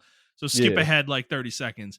So yeah, My Hero is literally just a carbon copy of the way Naruto ended. Like, fucking literally, like, verbatim. Everything that happened at the end of Naruto, it happens pretty much the same way in fucking My Hero. And when I got there, I was like, dude, it ruined it for me. I'm like, are you kidding me? Are you kidding me? You did all this. You had this really cool universe, this really cool story, and this is what you did? I was so pissed. I was so mad. I was so disappointed. I know DJ probably disagrees with us, but dude, like, I couldn't. I was like, oh my god, dude. So I got through it. I Yeah. got through to the end of it, but I was so disappointed with it, dude. Like, I I can't don't believe they know. did that to Itchidori. Or not Itchidori, Midoriya. Midoriya. Um, Yeah. I, yeah, man. I wouldn't mind a Shippuden version of that, but like not what they did with the Midoriya. But like, uh, Yeah. I feel like Jujutsu Kaisen is gonna get a Shippuden. It's gonna get a Yeah. Shippuden, or it's gonna get a Z or whatever the fuck. It's gonna Yeah. get something that continues the story. But uh, yeah, I don't know, man. That's why I've been like reading like one-offs. I've been watching like fucking rom-com animes and all that shit like that, and Yeah. I just been like exploring. And it's like, I don't know, man. Like, I gotta be careful with that too, because I thought I would watch one like the Dungeon in the Abyss or whatever, or something like that, Abyss in the Dungeon, and it's like, oh, this is just lolly shit, so I can't Yeah. watch this. Oh So my it's god. like, Yeah. it's like, Well, dude, I was watching Overlord too, and I got through majority of season 2 and I just kind of like stopped watching it. I'm not like, I don't hate it or anything like that, but I'm just like, yeah, I I don't know what I think, bro. want in anime anymore. I think that's the Yeah, problem. I I don't know think what that's I the want, problem. dude. Yeah, I and think I I just wonder think if other the people are experiencing formats, this. yeah. I just think the formats and the stories they tell are just, there's like a few verticals that they go down, and that's kind of it. There's not like dude, Attack on Titan is like, that's Peak, unfortunately peak. kind of what I'm looking for. I need You unique stuff like that, Like, that know? anime tells a very unique story, It's not, it fits within certain tropes that anime has and manga has, but It turns it on it's his just, head though.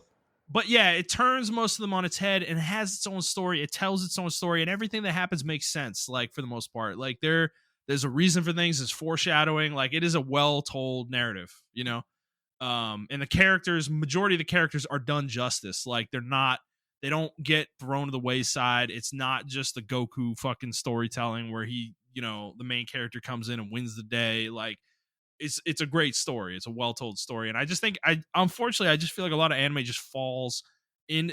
It's becoming clear that like they don't have. I don't think a lot of these storytellers have ideas. They're getting inspired by things that came before them, like Naruto, Dragon Ball, Hmm. etc. But they're just telling that story again. Like they're not creating their own story. Like Exactly. Yeah. I think Yeah. that's why, as much as I know some people don't like One Punch Man. I like One Punch Man though for the reason that it's at least trying to do something different, within the format. May not always succeed, and unfortunately has its own problems as a story, but like it's Yeah. trying to do something It's different. trying something different. I mean, I You think know? that's why I liked. That's why I like Chainsaw Man. That's why I Yeah. like my not My Hero, but Attack on Titan so much. Hmm. I feel like even though Attack on Titan ended years ago, and I just finished it last year when I did that whole Yeah. binge through. Yeah. Um, yeah, man, like you said, it's just something about the peakness of the story. That I was just like, this cannot be replicated. Like this is, and I think that's why I also Yeah. like Berserk as well because it tells a dark, gritty story of a hero who has his ups and downs in guts. And I think that's also why I like Hunter x Hunter as well because it tells a story where the hero who is gone is not sometime he's in chapter sometimes he's not even in chapters. It's somebody else Yeah. doing something totally different. I think that's also why people like One Piece as well. Yeah. Because it has like the same format. It's just too many fucking chapters of One Piece. I can't catch up with that shit, man. Well, I'm trying to branch out of shonen too as much as I Yeah. can because a lot of these shows we're talking about are shonen. Yep. I've been trying to branch out of it, and it's not working right now for me. Unfortunately, it's like I'm trying to jump into isekai, and then like I don't know that isn't working out as well. Like Overlord's cool. I think that one's interesting because it does turn a lot of the tropes on its head. Somewhat where the main character is kind of the bad guy, but he's not at the same time. It's like kind of weird. It tries to like play a line there. I do like some of that, but then there's like such overtly sexual moments in the show that just come out of nowhere, and it just completely throws me off. It's like I don't know what this contributes to the show. At a certain point. But there's some cool storytelling in there as well in that show, where like some of his subordinates like seem like they're going rogue, and there's like an interplay there where he's like trying to figure out what their real motivation is, but it's like fascinating to him at the same time. He's like, man, if they go rogue, that would be really cool, kind of interesting because they shouldn't be going rogue. Um, it's like they were a program in a video game. It's like they should just act the way they act. So it's an interesting show in certain regards in that way, but I don't know. I'm just like I don't know what I'm looking for though. Otherwise, like because then there's like things like Vinland Saga. That's not a shonen. Um, that show was really good, but for some reason I just felt like season 2 just did not resonate with me super hard. Like a lot of people like really were like view that season as really powerful narratively. And I don't disagree necessarily. I think it tells a really compelling story, but for some reason it just did not land with me super well. Like it didn't hit me that hard. So there's that. I don't know. I think I just don't know what I'm looking for. Like, do I want like historical anime? Like, am I looking for something like that? Am I looking for more like drama based anime?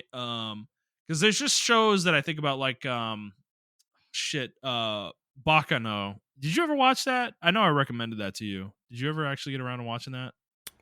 What's the full name of it? Bakano? Bakano, yeah. I Oh, think you it know what? was That's on my list to watch, yeah. actually. Um, Wait, no, I think I did watch this. yeah, Hold on. with an exclamation point.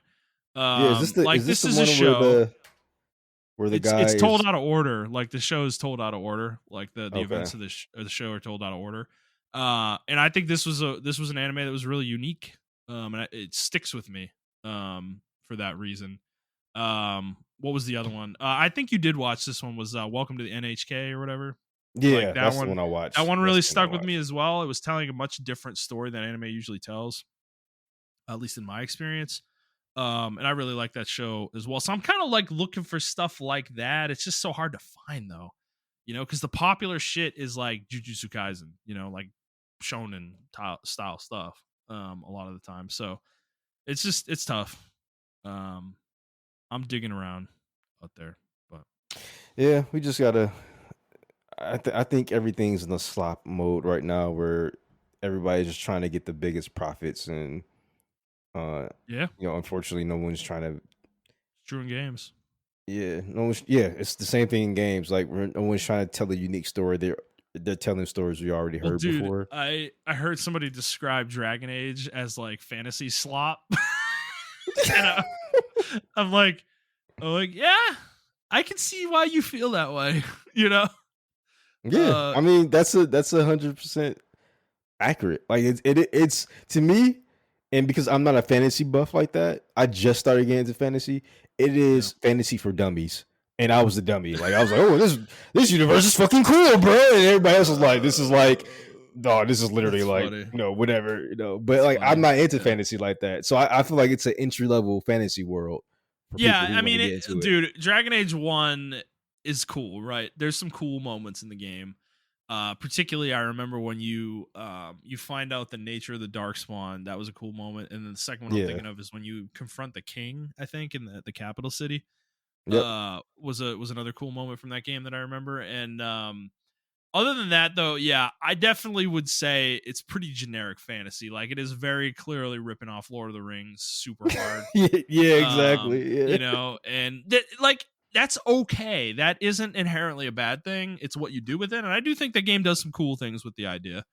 Yeah. It's like sort of Shannara is similar. Like that is a absolute straight 100% rip off of Lord of the Rings. But that series over time became its own thing and like completely got away from that copying Lord of the Rings thing, and it became its own thing. So it's like that can happen. You can do that in a story and then eventually branch off and kind of do your own thing and find your own story. So I don't have a problem with it necessarily either. But yeah, I would say overall, like Dragon Age is probably like I wouldn't call it. It's like mid tier fantasy probably. It's not bad, but it's not like great. It's not like the best shit ever either. I don't So think it's super deep. Like a lot of right. fantasy stuff.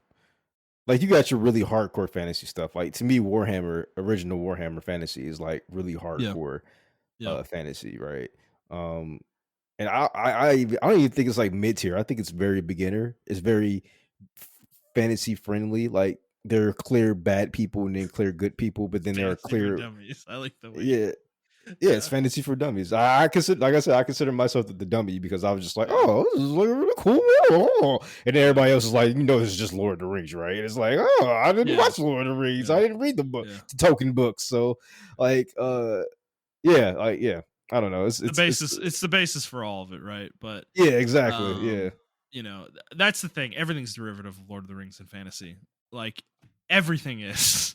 which is So okay. Which is what I want. yeah, I understand why anime does the same thing, right? Everything's derivative of Dragon Ball, which is everything derivative of fucking Wukong. yeah, When you read Journey to right, the West, right. everything's derivative of that, right? But it's just like how you tell the story hmm is it, and It's all unfortunately, honestly that it's how you tell the story and the characters that you create. Those yes, are like the key yeah. things to really differentiate you from another story. Because yeah, Also, you can have the same narrative beats, but like yeah. Go ahead. I just think they need to stick the landings on the endings. Uh, Yes. No, I agree. when when the Like story end it, yeah. and I don't Like and I Attack on understand we got. Titan, dude, like Attack on Titan nailed the landing, right? Yeah, Like exactly. there's room for another story in there, but I don't want it. I don't think any of us do. Exactly. Yeah, You we know? don't want it. I Yeah. understood what the ending of the anime was trying to say, like the cycle's going to continue eventually, but it's just like, yeah. But for right now, we got what we needed out of this cycle that we're in right now, Right. and that's perfectly fine. And um, Like even Dragon Ball Z when that ended, I was perfectly fine the way that ended. I didn't need a Dragon Ball GT and I didn't need Super, but I appreciate them, but I didn't need those stories, right? Even when Right. Super ended, or technically it's not over, I guess, like the manga isn't over. Um, like I was happy with it. Naruto, I didn't need that to me right there. We finished it. That's the example. Yeah, no, that's Like definitely the example. we didn't need Naruto at all. No, dude, we Like didn't need half of Shippuden either. Like it it was too long by half, okay? Like it really was. Like Naruto's the perfect example of what we're talking about, right? yeah, Like you and I just think dragged it Naruto out and dragged it out. is definitely set the bar for what anime should do, or not shouldn't do, but what they are doing. Right? They're doing this thing where they leaving the door open for a Baruto or whatever the case may be, and I don't like it. Just end your fucking story, Right. or end it in a good way. But yeah, All right. Fair enough, Montrell. Let's get the hell out of here. We've been talking for a while. all All right, right, everybody. If you like this episode, please like the show, review the show, and subscribe to the show whenever feed you're listening to it on. And please subscribe to us on YouTube. If you'd like to interact with us on Twitter, you can do so at I Trap for the Hokage for Montreal. That is the number 4, not the word. I'm at Thundernut01, and the show is at the Player's Take. If you'd like to send us a question, you can do so on Twitter, or you can send us an email, playerstake01@gmail.com. And that will be it for us, guys. We will see you next week.